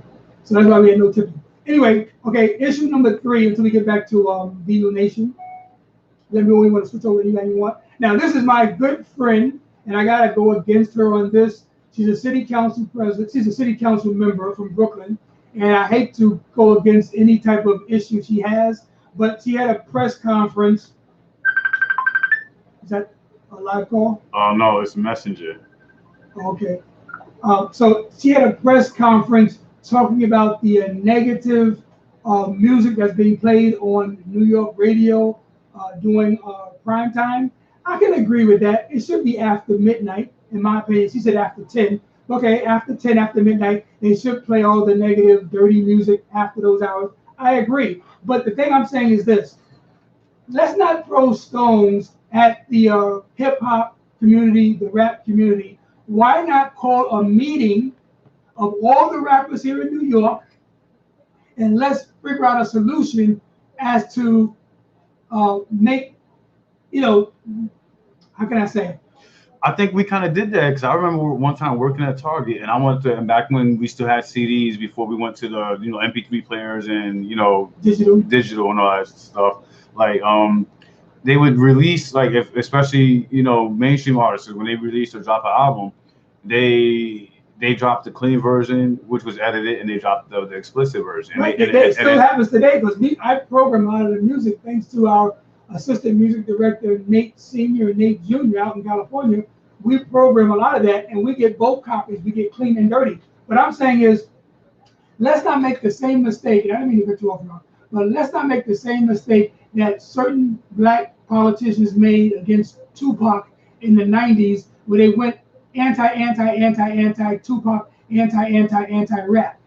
And Tupac said, all they had to do was call me into a meeting, and we could have a sit down. So I'm saying to the councilwoman, I don't want to give her name out, but I'm really a supporter of her and her husband. So I don't want to give her name out right now, because I really support them 99% of the time. It's like I support Farrakhan 99% of the time, and still start throwing stones about homosexuality. Then we have a little difference in opinion. Otherwise, I support Farrakhan, and I also support this councilwoman from Brooklyn. Now, why not have a meeting, a face-to-face with all the rappers from the 80s, 90s, 2000s, 2010s, and let's try to figure out how to do this without throwing stones at these young rappers. All they're trying to do is make a living.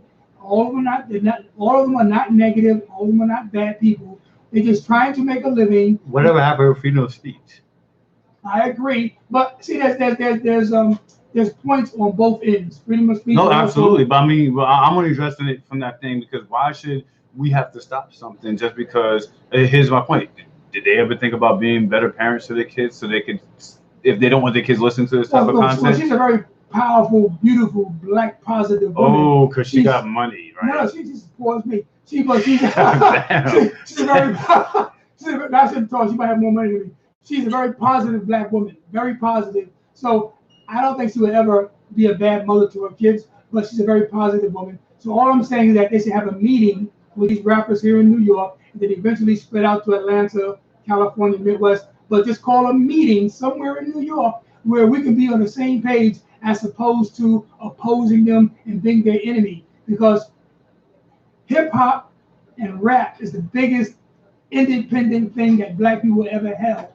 You know what I'm saying? When you're a basketball player, you're just basically playing for yourself. But in hip hop, you usually have a crew that you're employing. If you're a record label, you employ other people, songwriters, producers, engineers. It's not just a baseball player by themselves, a football player by themselves. When rap and hip hop industry, you bring people along with you. So rather than us being enemies with the politician from Brooklyn, the councilwoman, she should be able to call a meeting, and I will gladly try to organize it with her. I have to make a phone call to her probably next week to present my idea to her. This is me. I wrote this idea down. You guys are hearing it for the first time. I haven't had a chance to reach out to her yet, but I will, God willing, next week. On that point, You were saying something, and I'm always cutting you over. I mean no harm when I do that. I was basically just saying, like, if people are so complaining about, things like that, then you could take steps or progressive measures to make sure on your end, if you don't really want that to do, then don't have the people exposed to it that you don't want to be exposed to it. But see, I think it's an age difference too. She's a little older than me, and she's into jazz music, so she's not really into the rap hip hop culture. Even though jazz music is black music, so we're all in this game together. Black music from ragtime to the present. So if you're a jazz person, you probably really have no appreciation for rap or the hip hop culture. That's fine. You don't gotta like anything I like. The point I'm trying to make is, if you're not trying to understand it and see what it's about, and it's not just for you, it's not for you. Keep your opinions to yourself. Stop trying to run. No, that's too strong. She is a councilwoman. So her what does that have to mean? That's just a nifty title for something. She's a politician. She's a politician, my ass. You're still a regular human being. I look at you as a person first. Like, you're no better than me. You're not higher than me. It was something that mankind gave you. In the house of God, that means absolutely nada. You mean to tell me the president? It only means something in our world that we created, mankind, human beings. We created that type of stuff. So that title in the universe, amongst anything, let's just say some beings from another planet came here. They'd be like, y'all dirt. Y'all come from a planet that's called dirt. Yes, Earth means dirt. That's what our planet means, dirt. So what you telling me is that this dirty, crooked woman, she should fly on a broomstick like the woman in Central Park? Well, no, she's not. See, right. She's not bad at all. That's just my way of saying her opinion about it. Not her personally. I don't know who she is personally, but her opinion about this whole situation, basically that's what she sounds like. I think that because her inner circle, they're not in tune to rap and hip hop culture. So their thing is, I'm a jazz person. This derogatory rap music, hip hop culture is a negative in terms of all kinds of negative stuff in their mind, not my mind, not your mind. But in their mind, I just think they need a person like me who knows hip hop, who knows rap, and I can be like that, an intermediary. You can be an advocate, yeah. Exactly. I can be an advocate for both communities, because she's a very positive black woman, and probably one of the only two politicians I have respect for in this. Oh, we got another caller. Hold on, we got nice and loud. My headphones. You're on live, caller. Hello. Go ahead. You're on live. Be you. Yo. Yes. I was listening to what y'all was saying about this lady with the hip hop thing, right? Yes, sir. It gets on my nerves when people have their opinion about our music. You feel me? Like, this is my music. Okay, I don't like. She like jazz. I don't like jazz. But you don't hear my opinion on it. You know what I do? Thank you. I don't listen to it. Thank you. That's the best thing I think anybody's ever said. I don't put it on my system in my car when I'm driving around, because that's not what I love. I love rap music. That's my era. That's my generation. That's the new youth. And you know the fun thing about it is, it's like everybody calls it a big deal, because I was around when Tupac used to get his CD stomped on, NWA, Snoop Dogg. I remember when they used to stomp on their CDs. Tupac and them ain't give a fuck, man. You bought this shit anyway, so I'm still getting paid. You know what I mean? But it just kills me when people say that. Just keep your opinion to yourself. If you don't like it, I don't give a hell if you Congress or the mayor or Joe Schmo from the corner. Like, if you don't like it, man, like, people is not gonna like what you like. That's just life. Absolutely. You feel me? That's just life. People not What up, gonna Corey? like what you like. And that's the thing I say. I see posts on social media all the time that I'm like, I don't agree with, I don't resonate with, but guess what? Unless it's something I could relate to and actually partake in and say and have a good assessment to say as well as a bad thing, then I'm entitled to, add my opinion. But other than that, if I have a negative opinion about something, I'm not saying shit. I'm scrolling to the next thing and see what I like. Yeah, that's a fact, man. So what is it, DNA? She actually listening to them? Or she just talking about because she's on the radio all day? Well, she was, okay, you hear? Okay, you're on the microphone. She was talking about black radio here in New York, and there's only one black, well, there's two black stations. Two black, yeah. Well, two different owners. You have Ennis, and then you have iHeartMedia that owns Power 105.1, whatever his number. iHeartMedia, 105.1. So she was talking about the radio stations need to play the negative music after 10 p.m. as opposed to playing the negative music during prime time. So she wasn't really throwing stones at the artist per se. She was talking about the radio stations. But my idea was call a meeting with all the rappers here in New York and let's work together. Let's not create that same negative paradigm where they had Tupac, everybody going against Tupac in the early 90s. We don't want to repeat that. So I was saying she has the power to call a press conference. Why not call all the rappers together and let's work this out together as a family, civilly, exactly. It's got to be civil. But what's negative music in her eyes? Like, it's just, well, you know, cursing, calling women. Curses on the radio. I don't hear no curses on the radio. None. I don't hear curses on the radio because that's the radio. No, exactly. They call it the radio version for a reason when you see these songs. Radio version for a reason because they know kids is listening. They can't have that on the radio. So she just don't know what the hell she's talking about. What she's doing is she's going up what her kids is listening to. Her kids is listening to the dirty version in the house, and she upset. So, exactly what that is. Talk to your kids. Matter of fact, don't talk to your kids about don't listen to this, don't listen to that. Why don't you embrace what they love? Embrace what your kids love to hear. You might hear something positive. I know some of it is good, some of it is bad, but it is what it is. They counted us out. They counted us out. They said every genre was better than rap. Rap was not gonna last. Well, here we are 40 years later, man, and you can't stand it. You can't stand it, and it's in your face, all on the radio. I remember back in the day in New York City, I could only listen to rap on Fridays and Saturdays from 10 p.m. to 12 on Friday and 10 p.m. to about 4 in the morning on Saturday. That's what DNAradio.net came on from 2 to 4, and then 2 to, I forgot the times. But I remember, you feel me, where we were second. We could only wait a whole week. We had to listen to this R&B shit. We had to listen to this jazz shit. Listen to all this shit for the whole week. And we could only enjoy hip-hop, rap on the weekend. Now, look at it now. See how God don't like ugly? Because it's on every radio station in the world. And it's the number one selling rap artistry in the world. So, don't get mad. Just don't listen to it. That's it. Turn up your damn station. Why you there listening to it when you're in your car? Turn to a gas station.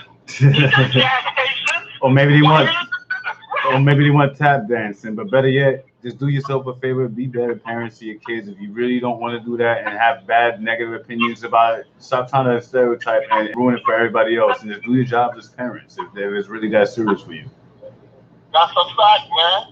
And the council, whatever, I don't care about no titles, man. Thank you. You think I'm the worker, man. Congressman, Senate, I don't give a rat's ass about that. They don't give a damn about my black ass. Why should I give a fuck about them? Well, I'm hoping you guys both vote. I'm hoping that I do. I've been voting since I was 18 years old.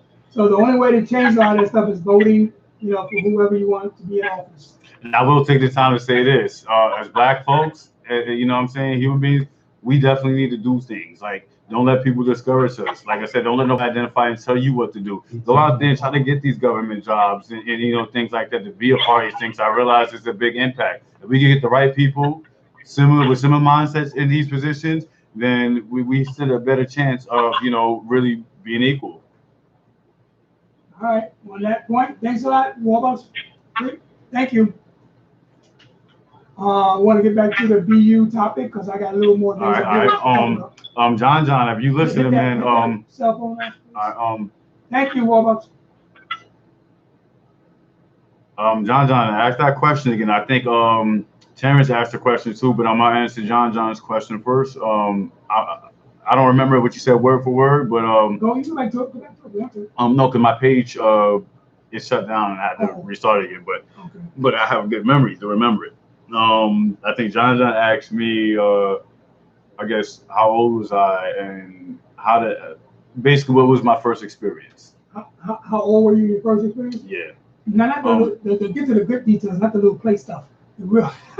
Well, all right. When you really actually knew what you were doing. I would say when I actually knew what I was doing, I was probably about 19 or 20. Say it again? I was about 19 or 20. Okay, and before that was just little experiment, basically, the curiosity phase, yeah. Right. Okay, so you want to elaborate on that 1920? All right, when I was, all right, he's back, I see, all right. Basically, when I was 19, 20, I already had them ideas from my experiences, during childhood and in my early, teenage years. Being a being a cameraman? No, not even that. I wasn't even a cameraman at that time. But your eyeballs. Oh yeah. Cameraman. Yeah. Well, I got a photogenic memory. If I see something nice and appealing, worth looking at, I'm gonna remember. I'm gonna lock it up in the archive, and I'm gonna see it. And I'm gonna play it, rewind it, fast forward, rewind all the time. So when you do that photogenic memory, right? Mm-hmm. You want to fall in love? You want to play? What do you want to do? I'm just curious. You see something you like? Basically, I want to marry that. I want to fall in love. Nah, I just want to replay that image over and over and over again and see what I could learn and what I have ignored that instant. So the next instant, I'll bring it back and they'll be like, "Oh, that's new. Like, where did you come up with that?" I'm like, "Well, from playing that image in my head, I've seen something that I missed or overlooked." Back to this 19, 20-year-old experience. I had moved out of home from New York. I moved to Philly, to pursue certain avenues in life. So I figured a new city, a place I never really, and I've been to Philadelphia when I was a little kid, but I never really lived there. And as an adult, coming from New York City, I feel like I could practically do anything and learn something. So I liked the idea because nobody knew who I was. So I was able to get my experience and not feel some kind of way. And that kind of transition helped me to understand myself better, understand the lifestyle better, or being a part of the community. So you're 19, 20 years old, you're leaving New York for good?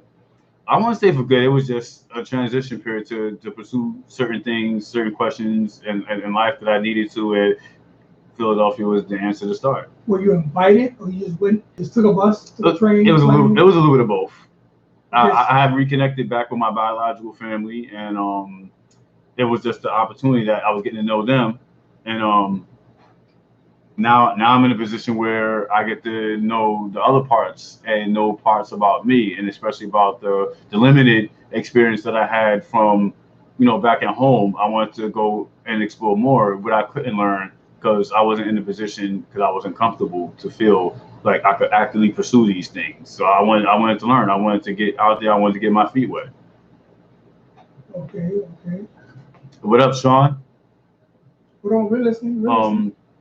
So I kind of, like I said, I went in steps, and to the point that once I got comfortable with the sex part, where I was able to be comfortable, being closer to, a man than what I anticipated. Because earlier I didn't really want that much. I didn't want to share myself, but I eventually broke that mold and I was trying it. And when I like the way you say I share myself. I think it's interesting. Well, yeah, because sharing yourself, like for instance, I wasn't down for other people exploring me or exploring my body or wanting to try things with like, oh, can I touch this or touch you here? I wasn't open for that at one point. I've never heard anyone in this community speak the way you speak in terms of just sharing. It's so fascinating to me to hear you say that. Like, you don't want to. Okay, go. I'm sorry. Certain words you just say is like, wow. You just put it like poetic almost. Well, again, it led me to the point that by the time I got to the position where I was able to date or possibly try a relationship, I was thinking that. What's the difference? Date, relationship? Well, dating is we're spending time with each other long enough to see if we could move on to the next phase, which would be a relationship where we commit to one another. So dating's first, to the relationship, then the sex. Yeah. 1, 2, and 3. Well, I won't even say the sex. Sex could sometimes come in between. It could come in the dating stage. It's never in the friendship phase, but there's instances I'm sure it could happen that way too. But I feel, in my opinion, for me, in order to get to the ideal relationship, definitely we have to be friends. We have to date.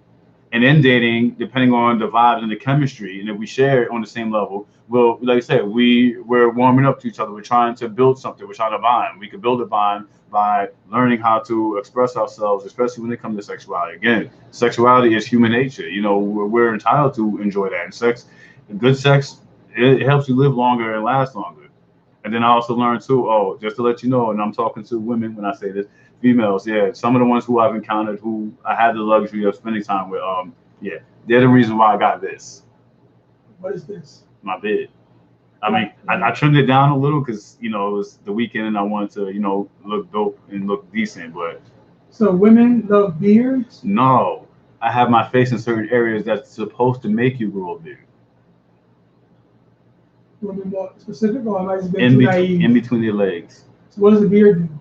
I don't get it. If you eat pussy, then it grows hair on you.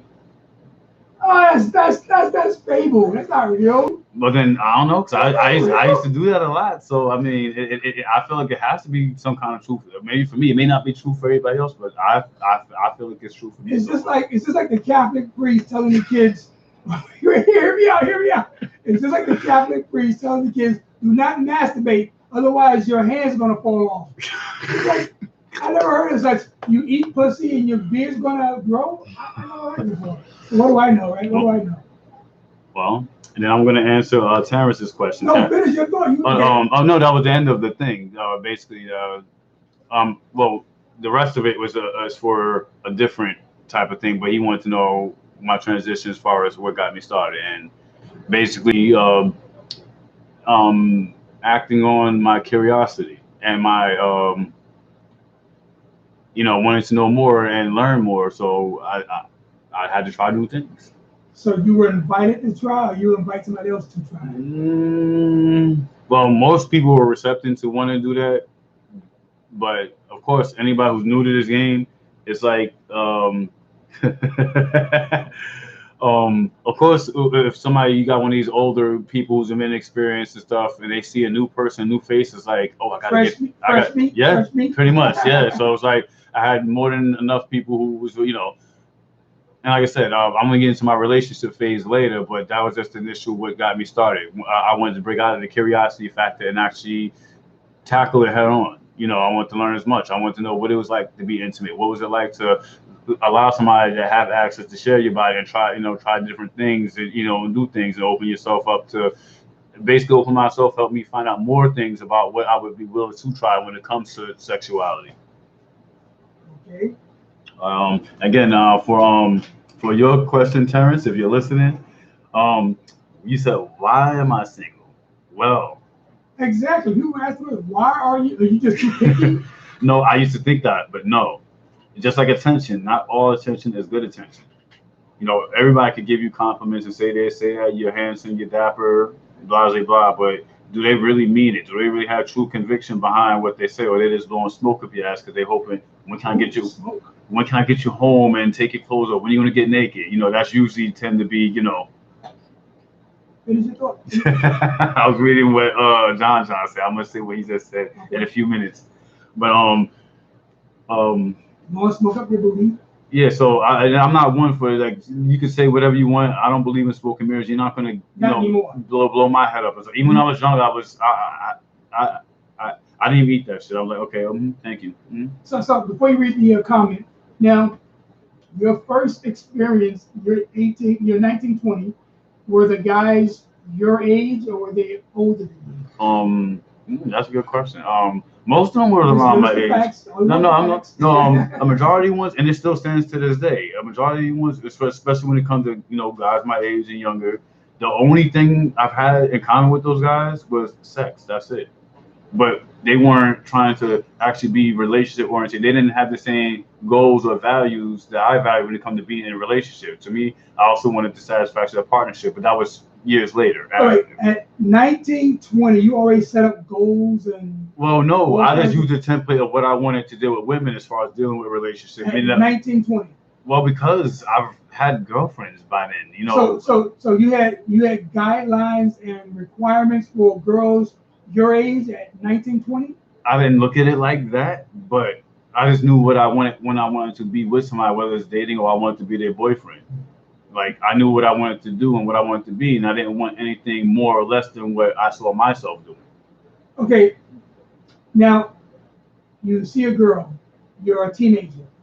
Now, how do you approach the girl? She approaches you. You go, hi, can you be my girl? I no, How does it work? no. I don't know because I don't think with that mindset back then. I can only remember what I saw and what I've experienced. But my approach wasn't as concrete as it is today because I got more established. I got more confidence. You know, I found more about who I was back then. I wasn't the person I'm just sitting in front of you right now. But how do you make that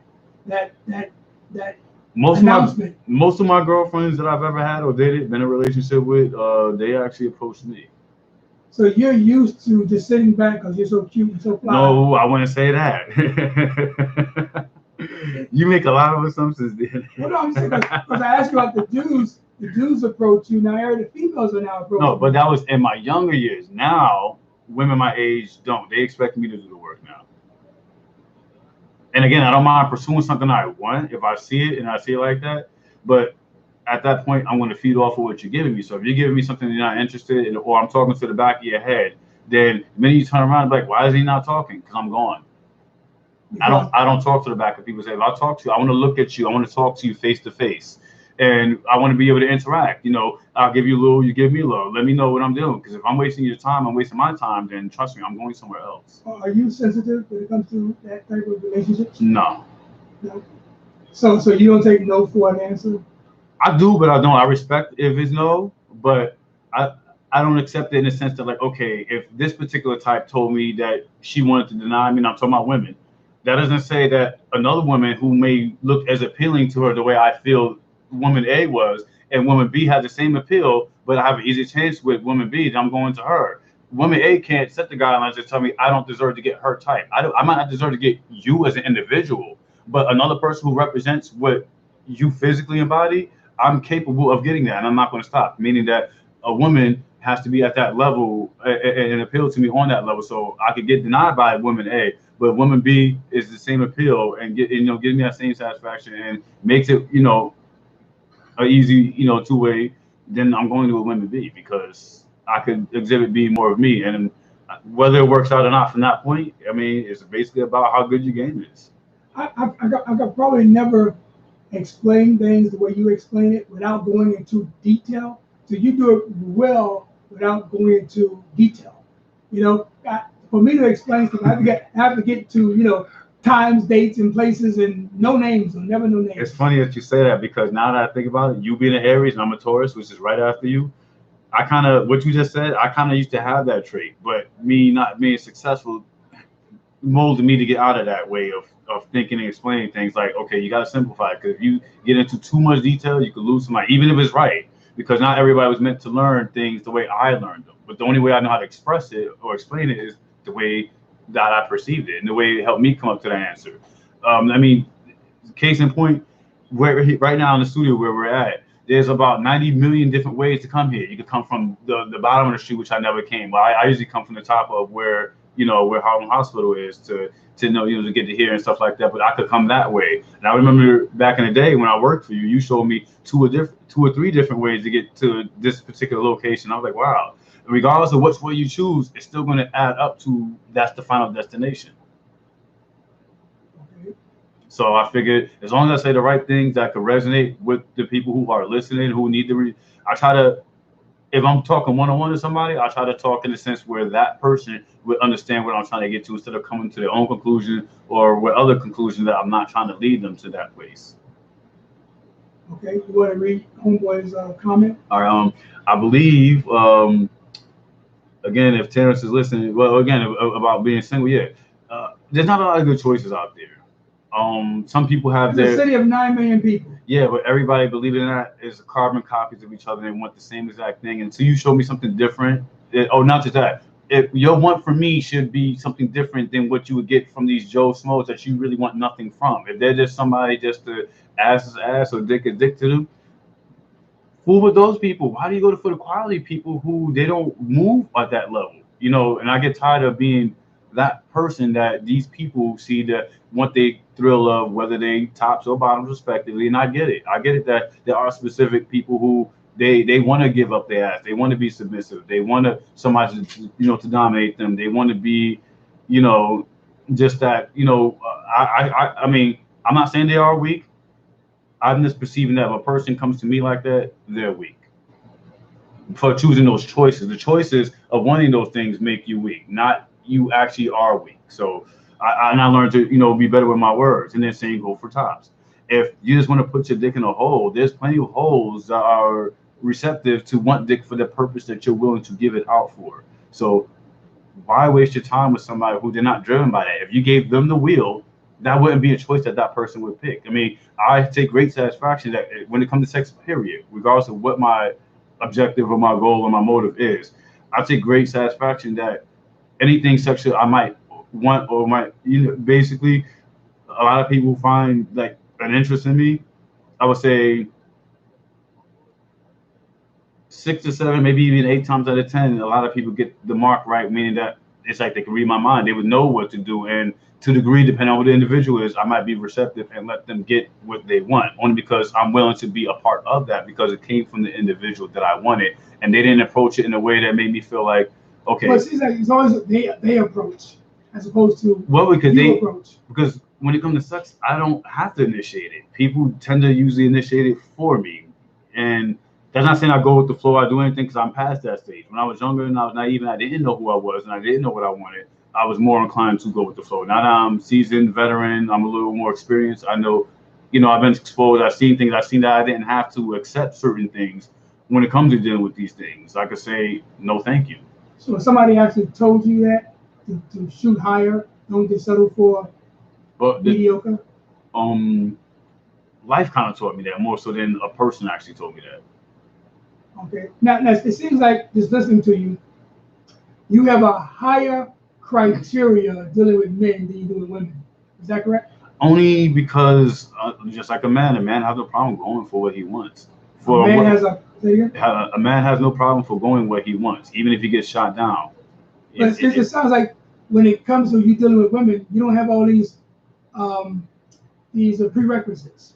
It's only because, but when it comes to the men, they have to do X, Y, Z, A, B, C, 1, 2, 3. Because some men, even if as masculine as I could be, or hood as most people tell me I am, they still think that, hey, I could, browbeat this dude and make him less of this or make him accept things like that because this is what I want from him. And I know otherwise, if I allow him to remain the same, there's no way I could get what I want from him because he has a different mind that won't cater to open it up to that notion that they feel that I should be open up to. You know what? When I was younger, I think before I even fell in love with baseball, I wanted to be a psychiatrist because I like listening to people's stories and trying to help people. Now they call them therapists. I say therapy. You go to therapy and stuff. It's still the same thing, basically. Yeah, same thing. Just changed it. Shrink, psychiatrist, therapy. That's how I wanted to do that. Lay on the couch and talk to the guy and takes notes. That's what I wanted to be. Probably at 7, 8, I think, whatever age it was. Thank you, Anthony. Yes, I do say so myself. Again, I'm sorry to interrupt you, DNA. This segment on BU and BU Nation is a Q&A. Ask Rockman anything. So, Anthony, any question you feel like you want to ask me that, I'm saying, hopefully pertaining to, our same gender-loving community or just who I am as a person, I'd be more than happy to answer them to help you guys get a better insight as to who your host is. So we have less than 10 minutes to go down here on DNAradio.net. We're not going to 10. That was the plan. Well, yes, I was going to cover up for 11. Was it 11? No, not 11. Venus versus Mars. Yes. Sorry, Wiz. I'm sorry. I keep forgetting your show, man. I'll call California and see if Nate Ski's ready. All right, yeah. I'll put it out there. Nate Ski, can you hit us up on Facebook? Let us know what time you want to go on. Usually it's 9:30. But let us know what time you want to go on. We can use an extra half hour if you don't mind. So let us know what the deal is. All right. And John, yes, this show is weekly, every Saturday. Normally my show time is at 6:30, but today we started a little bit late because we didn't have the other shows here. We had one, and Love and Lust, she did her show early, and then my show comes after hers. And then, then we're followed by Venus versus Mars, which comes on after my show. But since they're not here, I'm going to kind of run into their segment so I can give you guys a little bit more. And hopefully it'll make up from some of the other topics I talked about in the past, which you can still have access to. You can look at my page because I recorded every single one, or you can look at Andy Lee on Facebook, or DNAradio.net on YouTube, and these shows are being streamed live. Right, right. Now, in regards to your female relationships, being that you're bisexual. Well, when I look, women, especially the women that. Oh, wait, I didn't finish. Now, are the women sugar mamas and the men sugar daddies? On the gay side, they're sugar daddies to you, and on the straight side, they're sugar mamas to you. I guess they would be respectively, yeah. So you prefer older women? Oh no, I prefer women my age. I want to be able to grow with them and grow old with them. I don't want no. So you prefer? Now, there's certain types of older women that I would go for. Well, not go for, but I would allow it if she had an interest in me. Like, I would definitely make her feel like she's 20-year-old or something. Like, because I've seen a few of them that not only they look good, they take good care of themselves. They have good quality, and they like a lot of them tend to. I won't say a lot. A few of them I've been approached by on certain levels because of my mindset and my mannerism. Like, I might look like a little kid or a little boy to them, but when I start talking, they hear an experienced, seasoned grown man, like, oh my God, like, he'll have me crawling the walls type shit. Like, and again, are you really that good in bed, Rock? I'm only inspired by what's in front of me. Ah, that's a beautiful answer. That is a beautiful answer. Is that a unique answer? Is that from a movie? It's the truth though. That's how I feel. Like, I'm a passionate person. I'm a Taurus. And and the thing is, I get to the mind first before I go to the body, because the body, I already know, depending on if I like what I see, of course, I'm going to ravage you. I'm going to make you feel like, oh my God, how did he know these things? But my goal is to get your mind first. When I get your mind, it's not even just about the conversation, just to saying the right things for that individual. Mind you, I'm not going to say the same lines to everybody. My line comes from who you are and the energy and the vibe that I get from you. Basically, what you give me is what I could give you back 20 or 40 fold. Now, okay, so you wouldn't mind having a sugar mama or a sugar daddy, but you prefer someone your age. Yes. Now, could a person your age be a sugar daddy, or doesn't work? Yeah, they have young sugar daddies too. But my whole thing is about love. I don't care about finances in the sense, like, because I feel like when you let somebody do for you financially, that means they have a sense of time and they own you. You know, it's like they have a tender power for you. That's why I prefer equality or balance, because within balance for me, I feel like it's harmony. You know, then I don't have to worry about it. Meaning that if I'm going to accept the goods, even when the bad times happen, they're not something that I can't handle. So in your lifetime, there's a straight bisexual gay community, same gender loving community. We'll stick to the same gender loving gay community. Same gender loving, yes. Yes. So within the same gender loving community, have you had relationships with people your age? Long term, short term? No, well, mostly short term, because we just weren't in the right timing for us to actually cultivate and actually get in a relationship. But meaning we shared moments where we could have. It just the timing wasn't right for us to be there. And sometimes it was not just on their behalf. Sometimes on my behalf too. I mean, I was young, and when you're younger, you don't have those type of, I would say, certain amenities to make it possible. It's just like, it's impossible. You can't commit. You can't. You don't have enough. You don't have an environment where you could actually function and grow together and be healthy. So growing up, you couldn't bring home a boyfriend. Well, at that time I wasn't. I was still in the curiosity phase. Like I said, I didn't step out until I was like 19 and 20. Damn near. Okay, you're 19. You couldn't bring home a boyfriend 19. Well, no, I still wasn't ready for my family to know about that. Me, because because I was still exploring to figure out these things and where I fit in and where I actually felt belong, and I still had to learn. I had to deal with my training wheels. Do you think, Rockman, that the situations you went through at an early age, does that still exist for today's 19-year-old, 20-year-old who's not sure if they're straight, gay, bisexual? They're not sure. It still exists? It does, but then I've seen worse before. When I was living in Philly, I saw this kid. Yes, a kid. He was 13. And as Queenie, and I don't like to use that word, but I'm only saying that so people can get a reference. Very feminine. Beyond, he was very Queenie with everything, and it's like, wow, this kid didn't even live his life to realize what he wanted and what he was about. At least most people, from my experience at that time, had they I wouldn't say they struggled, but they transitioned and seen things and gave themselves a fair chance to see, okay, maybe this is a phase, you know, because from other people, I never had this particular experience, but I had friends and associates tell me these things, like they did try to see if they could, you know, deal with women and stuff like that, and they try to, you know, put on the act to do that, but they realized, hey, this isn't for me, like this isn't making me happy. At least they gave the tribe to say, oh, I'm going to try this first to see before I knock and say this isn't for me.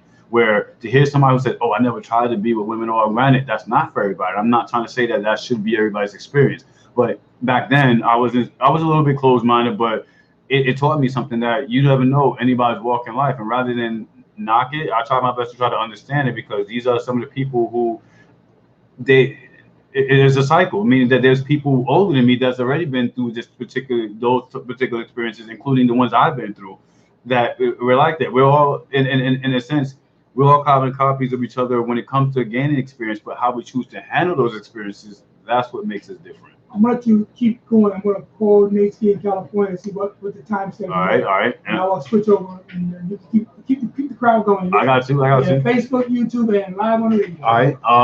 I'm going to give a shout out to my boy, Sean. He just said something. A relationship is like another job. It takes time and energy to make it work. For right now, I'm happy being single due to other priorities, work and college in my life. No, absolutely. My opinion about relationships is you shouldn't want to gain or try to be in a relationship with somebody if you're not ready. If you don't have that to offer, if you're not mentally, spiritually, emotionally, or even sexually ready to be with somebody, don't get with somebody. You know what I'm saying? And if you do get with somebody, it's your job, both of you, as two adults, two consenting adults, whether you're two men, a man and woman, or two women. You need to stop, you know, tricking yourselves or wasting people's time, because people who actually want to do the work to be in a relationship, they it tends to make them jaded and bitter towards situations. And then when the right person comes along, that could be the very thing that that individual is looking for or waiting for. Now, all of a sudden, they're apprehensive. They don't want to do the thing, or they'll let you go through the trials of putting yourself out there, making yourself vulnerable, or investing in yourself. And mind you, they won't even invest, even on the basic levels. And like I said, to me, the fundamental, the foundation is important. I mean, I'm a Taurus. I'm Earth. Earth is a strong structural thing. But just because we're strong, we're structural, and we're hard moving. But guess what? We're soft on the inside. I only say that because I'm emotional. I have emotion. I'm not afraid to show that I have emotion. But guess what? I mean, I'm not going to sit here and preach like I'm some tough guy or some tough nigga. But I'm the type of person that when I get upset, my emotions become my strength. And like I said, I'm dealing with a lot of emotions. Okay, back on the microphone. So you mentioned something. You're reading. I want to. Yeah. All right. Oh, it's 10 o'clock. We're cool till 10. Okay. All right. Oh, I was supposed to say the time on the radio. Sorry. All right, but I appreciate some of your feedbacks, and yeah, I truly mean, you know, the answers I said, especially the one that when it comes to dealing with relationships, and I think the one that you said that you was like, oh, that's a good answer. Somebody else said the same thing too. What was the answer? he said good answer. You mean what was the statement? I think it was about when you asked me about what do I look like? Am I really as good in bed as I say? I said my inspiration comes from the person in front of me. If I'm inspired and I like what I see, the vibe is right, then. But wouldn't you pick? Okay, with me, right? I don't get as deep as you do with the whole brains and all that stuff. It's like all it took was just one look. You know what I'm saying? That's with me, right? Well, as far as maybe approaching, but to get to the you know, it's like in stages. You got to take it in stages. So let's just say up to the point where, let's just say if sex was the goal for either of us, because I'm not going to sit there and say I'm the only one who's sexually driven. Sometimes the people who pursued me were equally or more sexually driven than I was.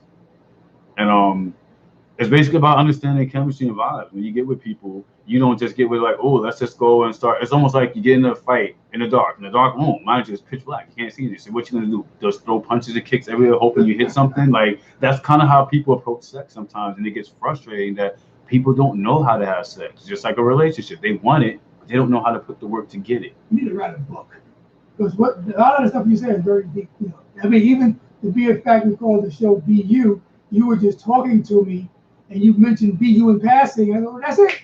That's it. You know, you just going,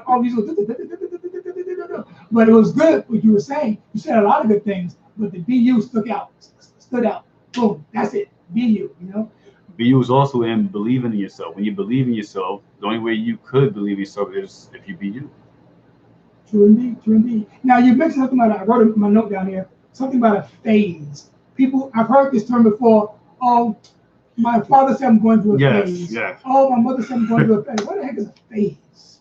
I knew what I wanted, I believe, in my opinion. I think probably, and like I said this before on the radio, I must have been in second grade. How old are you in second grade? 7 or 8. 7 or 8. Okay, I knew at 7, probably 7. I think it's first grade is 5, right? No, 6, 7. First grade is 6, and second grade is 7. My first grade was 5. Well, depends. Well, yeah, because you're in April. That's why. Okay. Well, no, March. Even just as bad. Yeah. So I was first grade was 5, second grade is 6, 7th grade. But you probably turned the next age because of the way your birthday was. So you probably turned the age. So when you went to the next period. Yeah. I remember, when you're 7, 8 years old, you have girls and boys in your class. So I remember I still to this day, I don't know if the person's dead or alive, but he was, all I remember his name was Jefferson. The person didn't know me from Adam, never gave me the time of day. And at that age, I didn't know what sex was. It's just that, like I said, all it took was just one look.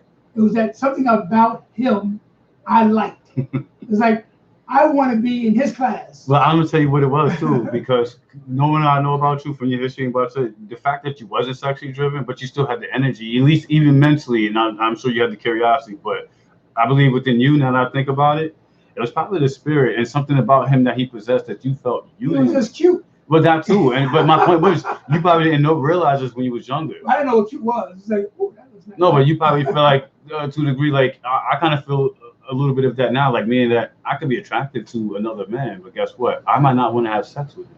Well, no, I didn't know what sex was at 7 years old. but I mean, or get into bed with him. But I'm trying to say it was just that I wanted to be his friend, but we were never friends. We never spoke. But it was something that he was giving off spiritually, his energy that you was drawn to and driven by. Maybe you wanted some of that for yourself. Maybe you was hoping that somebody could rub off on you, and maybe you could give that energy to people. Maybe that's what you wanted. See how deep you think, which is beautiful. I didn't think on that deep level. It was just that. It was natural. I mean, as a kid, you don't think like that. Of course, that's a dope way of thinking. I still don't think like that at my age. I still don't think like that. But here's my point. It was in front of you all the time. You just never took the time to try to understand that. Well, going back to the phases, I've heard people say that their father said, "I'm going through a phase," or they said, "My mother said I'm going through a phase." What are they talking about? What phase? Nobody told me about a phase. You know how two most toddlers go through that is mind phase. Like, give me, this is mine, this is mine, this is mine. And eventually you grow out of that phase. Or think about things you like. Like, for instance, I mean, I used to love action figures and toys, but eventually I had to get out of that phase of playing with toys and Ninja Turtles and G.I. Joes and, karate dolls and whatnot. Like Barbie dolls? Karate dolls. Ain't no Barbie, karate. I'm joking. You know what's funny? I used to remember, I don't know if they still have this thing. You have like a little kitchen set. Oh, please don't say you wanted a My Big Easy Oven or something like that. Yeah. I was always hungry. Listen, like I'm hungry right now. I was always hungry, and on TV, you see the big little cakes and stuff. Mm-hmm. And we couldn't eat cakes growing up. We had a very strict family. It was like cake, diabetes, sugar. Mm-hmm. So we didn't have that in the house. So I'm looking at TV as a young kid and say, "Oh, I want one of those. I can make my own cakes." You know what I'm saying? But we couldn't. You go shopping with your parents, they wouldn't buy you no cakes. So that's the reason why I wanted my own. What's it called again? Easy bake oven. Yeah, there you go. That's it. Easy bake oven to make my own cakes, so I can be eating whatever I wanted to eat. It wasn't a feminine thing. No, it wasn't. It wasn't just about I was hungry. No, bro. I'm gonna be honest. Growing up, I used to think females had slightly better toys than we did, but then sometimes happy with the toys, especially if it was like from a comic book, a video game, or like a movie, like especially Batman toys. I used to love collecting like superhero figures and stuff. I mean, now I just collect them in sense where I'll leave them in a package. Like some of my best friends, they like Transformers and they collect them. They'll hang them, post them on the wall because eventually, collectibles will be money. And think about other phases. Like we had the football cards, baseball cards, basketball cards. We used to collect those trading cards. We collect them, and eventually they grow old. You get out of that phase and stuff. But you might want to pass that legacy down to somebody else that could be, enjoy that. Like sometimes I wouldn't mind passing my love of, certain things that I don't no longer have a love for, or pass it on to the next generation. Maybe they can find a just as good or a better love than what I had initially. So back to the phases, right, Rock? So what is this phase thing? You mean do people go through this phase? I want to play with other dudes. I want to play with. I don't get. I don't Sometimes understand. it is, I don't but understand it. for people who was curious, it was, and I thought that this was a phase for me at one point. And I wouldn't say I purposely made it stick around. It was like coupled with what I learned. Like I said, and I told you, I felt like there was three components as to how I found my way down here. First, it existed naturally. Second, I was kind of molested when I was a little kid. I mean, I don't want to get into details about that unless somebody asks me that. What age? Um, Good question. I was about 7, 8 years old. Okay, what's the third one? It's two, Um, 1 and 2. You said three steps. First it was natural that it naturally existed in me. I just didn't act upon it. It was I was always curious, and like I said, I always liked it. The male, I wouldn't say the male, but I always liked the human body. Period. If I saw anybody, male or female, naked or in a bathroom, compromised position, I was a peeping tom. I watched, I looked, I learned, I observed. I wanted to draw. I mean, the way my mind worked was so fascinating. I was like, oh, that's what titties look like. Like, So what did you live in an open house whereas clothing's optional, or everybody hit like the Muslims? Everybody's high. well, All the Jews, they all high. after I grew up and knew enough sense, like, especially when I lived in a household with other people, even though I had my things like that, to me, it was about being in a position where it was appropriated. Meaning, like, I'm not interested in seeing my family members naked. Like, Well, I've had associates who told me, they'll remain nameless, of course, that in their household to this day, clothing is optional. It's like a nudist camp. no, maybe if you're in your own bedroom, you have your own door per se. But I mean, because I've never been with it, but I've been with friends in my adult life, not in my child life, but in my adult life that they do that optional stuff, and I was like, whoa. There was one time, how do I say it? I don't know. I feel like I'm saying too much. I'm not gonna get no, of course, but I mean, I think if I say this, the people who know would definitely, know like, oh my God, he saw that or he remembered that. Let's just say this. I was around a position where I wouldn't say I've seen details, but I can only imagine, and because I'm kind of freaky like that, like even at nighttime, I tend to have good vision. It could be pitch black. If somebody's having sex around me, I know, and I could. I heard my friend's parents having sex one day. In another room. I was kind of in that room. How old were you? 13, 14. Well, that's. I mean, that's. Yeah, but that's not enough. that's not something for a 14-year-old person to be thinking on that level. At least then, I'd rather think with another 14-year-old girl. You know what I'm saying? Like, because that was my preference at that point. Even though I had the idea, but I didn't. It wasn't. It didn't. Those thoughts didn't really crowd my thoughts until, like, let me see, I was 14 at that time. By the time I was like 16, 17, and 18, that's when they used to hit me hard, especially when I was in school. Like, I would see things like the beginning of the first half of school, I didn't really pay no mind, but when it came time to going home, for some reason, it always used to happen after gym class. I mean, being in the locker room, seeing that, and I, mind you, in the gym class, I kind of ignored people and just did my thing, and didn't keep too many conversations, and just kind of, unless it was something on like a level we could relate and talk about things outside, like, yo, what you doing after school, da da da, or let's take a drive this, or let's go to this restaurant. I was thinking more lines like that, but in the back of my mind, I was entertaining other thoughts. Okay, on that gym thought right there. What's your opinion about you're in a gym and a person's butt naked, just came out the shower and they're talking to you butt naked? Well, what's your opinion? I'm telling you, they're just being a dude? I'm telling you. Or what? I do believe it on certain levels, but let's just say this. I've never been lucky enough to be put on a show that anybody wants to talk naked in front of me. Most people want to be in position. There's only one person, but it was in the gym, that I had that scenario like that. Like, mind you, I went to a couple of friends' house, and mind you, he was there. He took a shower, and he came out. Mind you, he didn't see me. He only heard about me. He heard my name, and once he saw, I was like a dude, a guy. He wasn't like he was fascinated. Like, wow, you a dude who still acts like a nigga. Like, you do like dudes? I was like, yeah. Why? Like, do I have to act a certain way to show you that I do? You know what I'm saying? But he was straight. Pretty much, yeah. And he assumed because you like dudes, you're supposed to be a girl. That, or at least be obvious, and it's supposed to be a telltale sign. But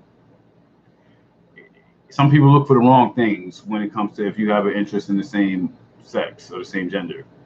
But for a straight guy who's, you know, and he's talking about he's going out to go hang out with this girl and do this and do that. And once he found out that I was good at, you know, playing games like PlayStation, we was, you know, rocking a fighting game, which is one of my favorite games to play.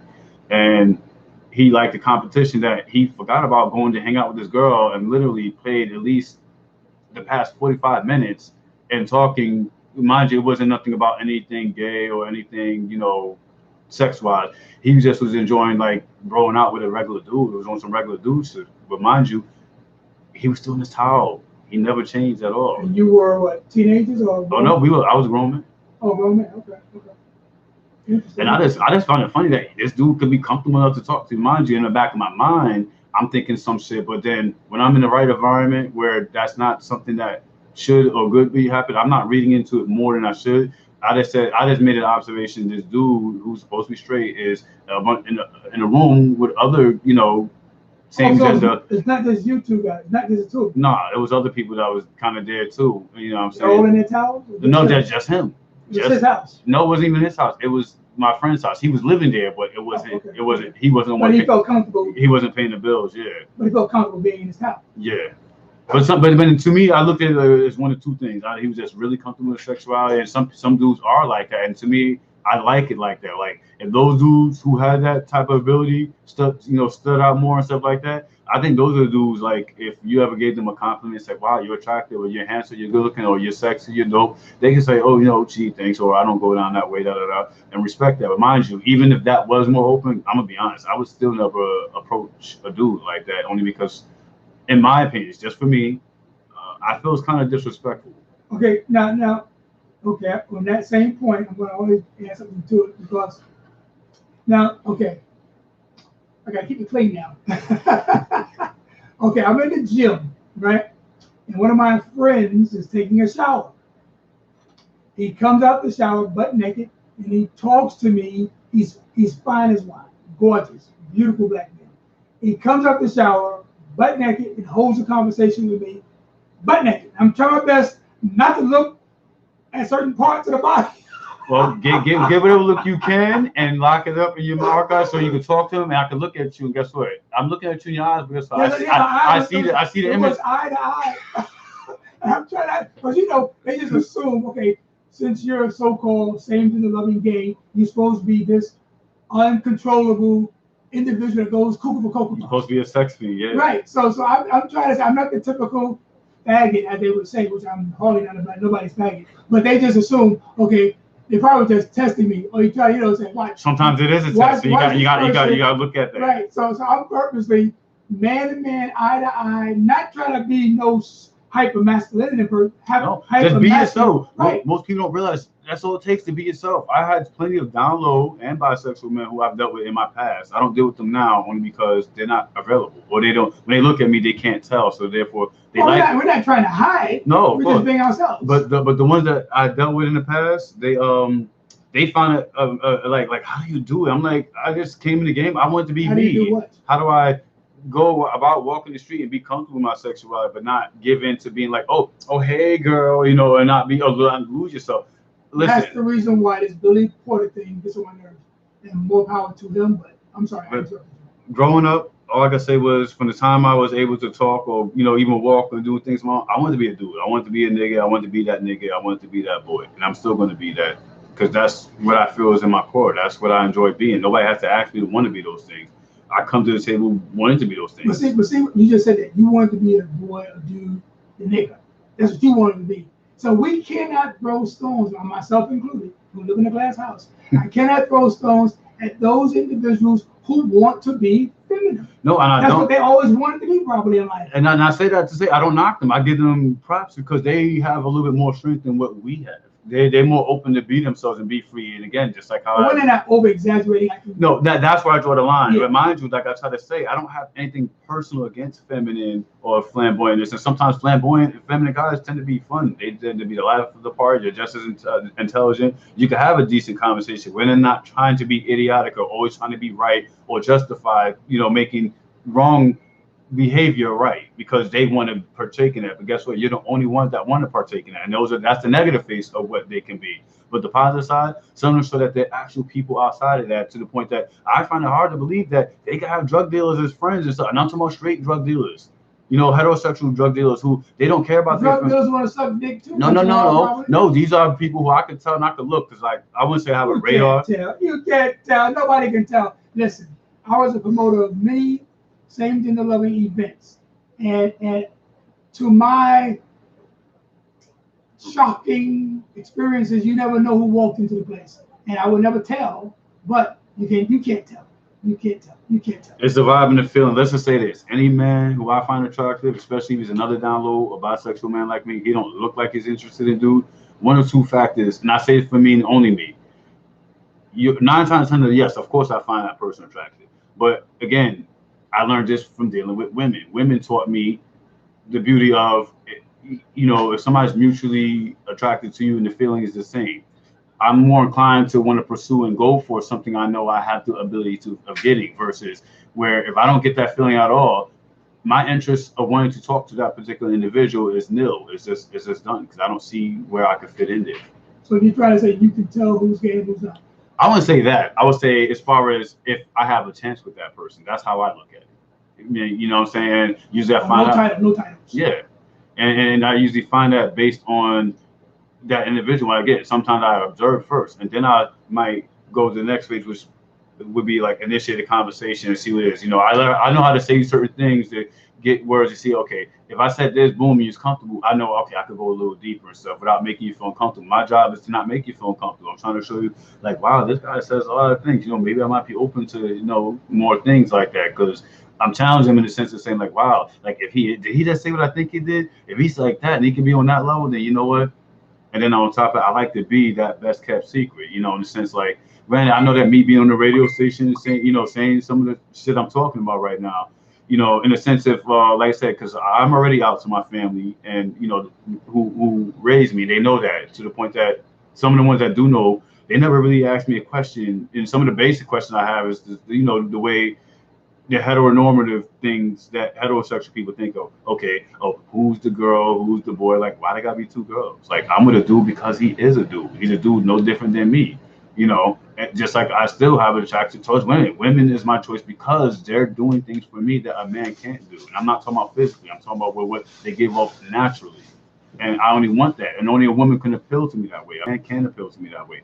If that was the case, then I would be gay. I don't want to be gay because why? I don't care for the mindset and the mentality that most gay men seem to think along the lines of. And I've only said because I've been in relationships, yes, meaning I've dated gay men.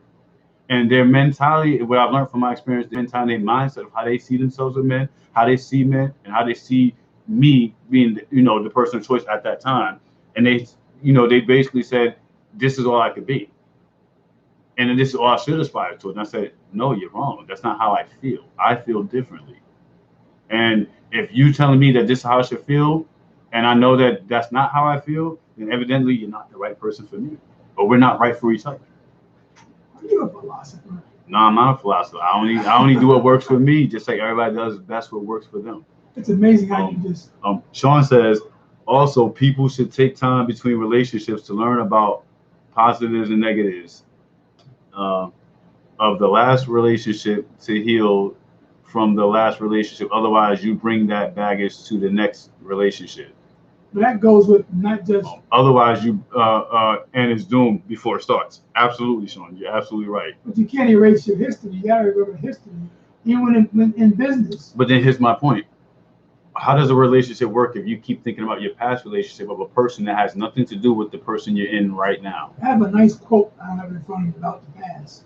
I got to dig out. It's good to learn from the past, but to still put that mantle or that baggage, or that burden on top of somebody new. Well, it has nothing to do with anything. Yeah, you got to give that person, that new person to show and establish their own guideline, good or bad. You got to give that person the choice to establish their own history and the connection. Say, this is who I am for you. Because because who I am for anybody, even whether it works or doesn't work, and I'm going to give two scenarios, especially if it does work out.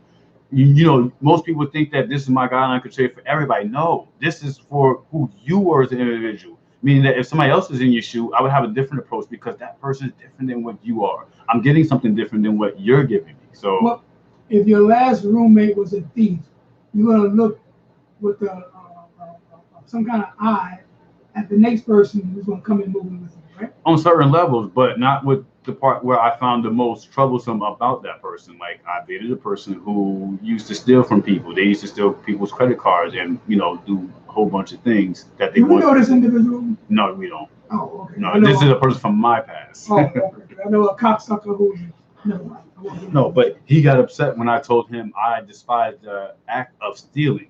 He twisted and turned my words around to saying that I despise him and I don't like him because he's a thief. So basically, that's how he took it because he's stealing. But he felt he needed to do that to be on equal terms with me because I was the one who was bringing home the money. I had the legitimate job. He had just lost his job. So, and then for a while, I was the one taking care of the both of us. And I guess his pride as a man, and I get it, wouldn't allow that. So he figured I have to be doing something. I can't let this young kid or this young boy show me off, and he's the one doing it. He got all his shit straight. So you were a sugar daddy to an older person? I wouldn't say that. I was just taking care of the roof over the head. That the apartment was in my name. So I don't want no bad credit or no things on that. So I was doing the responsible part for that. It was just that he happened to be along for the ride. But I wasn't personally doing it for him. Just like, oh, you need this, let me da da da da. Because even with them stealing, he just wanted me to take care of the house. He took care of the rest of the things in a sense of like, if I wanted to go get something that would contribute for the house, he would make me put my money away and he would do it. That was his way of showing that. It wasn't his money. He stole somebody's money. No, but that was his way of making it feel like he was doing something, that he was of use. He didn't want to feel useless. And that tends to be the criteria that most men who have this pride about them, that they have to be doing something to say, oh, I'm doing this or I'm doing that too. Because most men feel useless if they can't do something, if they can't contribute in some way. Interesting. Rel says, vulnerability is power under control. Much like weakness, emotions can be viewed the same way. Yeah, a lot of people tend to view emotions as being weak, and it's not weak to have emotions. What is weak is if you don't have emotions and you don't know how to utilize them properly. I find tendency, like I said, as emotional as I am, most people would never think. Most people think I'm cold, I'm heartless, or I'm insensitive on certain things and stuff like that. And it's not that. I just have tough skin for two reasons. One, I was told I was supposed to. Two, it's actually natural. I mean, I'm Taurus. I'm stubborn. That's a part of my You're nature. stubborn because you constantly believe in what you're reading. That Taurus No, supposed to be stubborn. no. I'm stubborn in the sense that I won't concede or admit defeat, especially over something that I know I could do. Meaning, if somebody told me I can't, not anybody, period. I'm talking about like maybe life. If life shows me I can't do this or I can't do that, and depending on how bad I want to do it and how passionate I am about it, I refuse to believe. No, I'm not limited to that. Basically, as long as I tell myself this mentally in my mind, because the body does what the mind tells it to do. So if I have a strong mind about something, especially when it comes to belief, I struggled for a long time in my life about thinking, would I ever see my family again? And I said to myself, I always kept that hope alive, but at the same time, I didn't allow that pain to overshadow me, where I couldn't pursue being what I was supposed to be in life. What was the next best thing I could enjoy? Can I build, bonds with other family members? Can I build bonds with people who could be considered my friends? So now, finish your thought. It's coming to me now. Why you want this relationship type thing? I'm all about bonds and connections. Because of the family separation at an early age, maybe? That and just not really being heard, and I was always, and then again, that's a part of the Taurus nature. We're loving, caring people that we love the shit, and then romance, rock characteristic, I think, not just a Taurus. Maybe as you. No, Taurus is we're. I've been around several other ones that share the same thing when it comes to love and romance. And the way we see it, I'm like, wow, they speak my mind. Like, I often thought, can I get with another Taurus? But then some of the ones I've seen, like I said, I kind of fear women Taurus because they're a little bit more harsh than we are on certain things. And it's like, how they say certain species of animals that the females can be worse than the males? This is one of those cases too. The female counterparts of Tauruses tend to be, they could like you and you would never know they like you, but they treat you harsh like you did something to them. But then I'll say that, like, no, all women are like that. But no, I think Taurus women take that to the next level. So the women you've dated in your lifetime, what were their signs? No names, just signs. I really remember a couple. I dated an Aquarian, I dated a Pisces, I dated a Capricorn, I dated an Aries woman. Totally different from Aries. I had a Libra. Oh, as a matter of fact, I did date another Taurus female. She's actually one of my childhood friends, and I mean, I don't think she's watching because I would have saw her, but she's definitely a good friend. In fact, my experience with her, she set the template as to period, male or female, what type of person or what type of partner is right for me, and where my guidelines should be. Like, for instance, she gave me my first experience as to, and mind you, it wasn't because of that. It was because of the fact that at one point, like I said, I was superficial. Back then, when I was strictly where women was just predominantly my choice, I just wasn't attracted to her, and I didn't have the heart to tell her this, and I didn't know what it was. But eventually, I did, because I realized something without her telling me and teaching me this lesson. But she taught me this lesson without teaching me. She basically gave me a scenario, and I put myself in her shoes. How would I feel if I was kicking it with somebody and I came to find out that they weren't as into me as I'm into them, but yet they decided to say in their mind, you know what, oh, I guess I'll be your girl or I'll be your boyfriend. But at this point, it was women at the time. So, oh, I guess I'll be your boyfriend, I'll be your girlfriend. But meanwhile, she didn't really care about it as much as I do. So I only want to be with my need and my desire comes from, I want to be with you just as bad as you want to be with me. And if the feeling's not mutual, it doesn't stop me from saying that you're an attractive person. Well, I like what I see. But I know I don't have the ability to pursue that person because I'm not what you're looking for. I'm not what you want. So was there an official announcement with you and her? Well, yeah, I got yeah, she came to me, and I did it for a little bit, and once I searched my feelings and realized that, you know, that I wanted something else that she wasn't able to provide for me, I knew eventually I had to come clean and tell her the truth. I told her what it was, and she was like, "I'm glad you told me that," because she said if she would have invested more and came to the realization on her own, because eventually somebody who has feelings for you, eventually if you don't have it, they're going to find out. Real feelings and emotion will let you know, unless you're just a complete idiot. And I don't want to say that, I'm just using that term loosely, that you're just so infatuated where you can't see wrongdoing. And I don't want to demoralize or, you know, for lack of terms, you know, demean or make it less or diminish, you know, how females go. But it seems to be women tend to accept that or be in that position more so than a man would, you know, where they're always constantly giving and doing things. And that's how most women get destroyed, to the point where that's why they think we're all the same.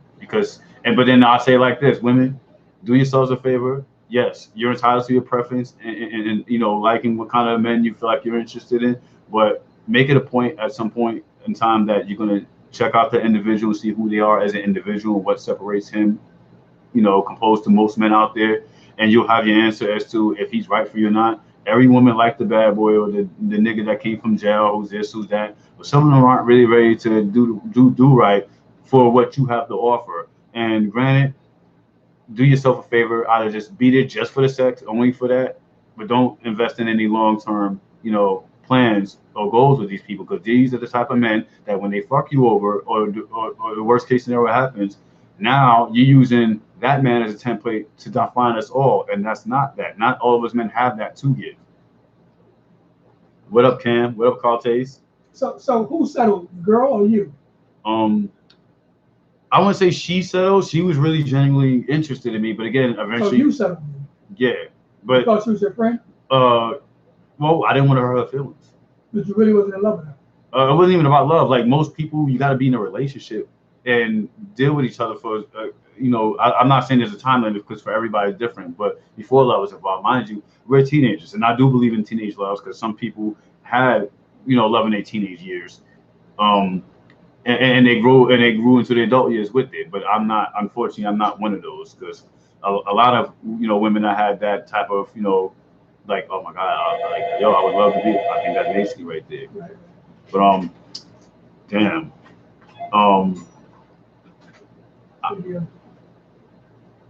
I would definitely like to, you know, continue and get to some of these responses I haven't got to yet. What up, Eric? What up, Arthur? What? Do we need last reading of comments? All right, I'm gonna read the last. All right. All right. That's why they need to be on the Andy Lee page, so you can see it nice and big. All right. Sean says, I compliment everyone. Damn it! I wish this shit would stop. Hold on, let me just take it. Right. Can you make an announcement right now to tell people the future of the Andy? All right. In the future, if you guys are watching and you stay tuned, you can tune in on my page. But if you look at my friends list, look up Andy Lee, Andy Lee is what the best broadcast comes from. You can hear the mic, and hopefully you can hear the callers that call on the other mic. Andy Lee, you can look at DNAradio.net, also on YouTube. Don't we have a Facebook for DNA? No, that's something else. All right. Explain later. All right. Mainly Andy Lee. All right. I do have, if you want to comment and talk about the show, you can hit me up on Instagram on BUNation_Rockman. That's my page. That's specifically for this radio segment. Other than that, my Facebook, this is my personal page, which I do broadcast every time I come to the studio. So you could look at it as that too. But the best bet is to tune in on Andy Lee on Facebook. So everybody who's on Leon's page, try to connect to Andy Lee page as a friend. Andy Lee, like Bruce Lee, Andy Lee. Okay, stay tuned. Nate Ski's in California. Nate Ski 225. Tune in for that. He's in Los Angeles, California. We're going to switch from New York City to Nate Ski 225. He has the independent playlist where he plays new up-and-coming artists from around the world. So if you want to hear some brand new music, first time heard anywhere in the galaxy, Nate Ski is going to play it in a few seconds. Nate Ski in California, can you hear us? We're going to switch over. Again, this is Rockman signing off. I also want to say next time I do a Q&A, hopefully I could get more people interacting and asking me more questions. I don't care if it's about sex, experiences, whatever the case may be, dating. I mean, I got it. I'm a wellspring of information. But anyway, thank you guys for tuning in. I'll see you guys next week. God bless. We at DNAradio.net are here to uplift and inspire our listening audience. One of the ways we do this is by having thought-provoking, meaningful conversation. We understand and appreciate passionate responses. Therefore, we respectfully ask everyone to be mindful of what you say and how you say it.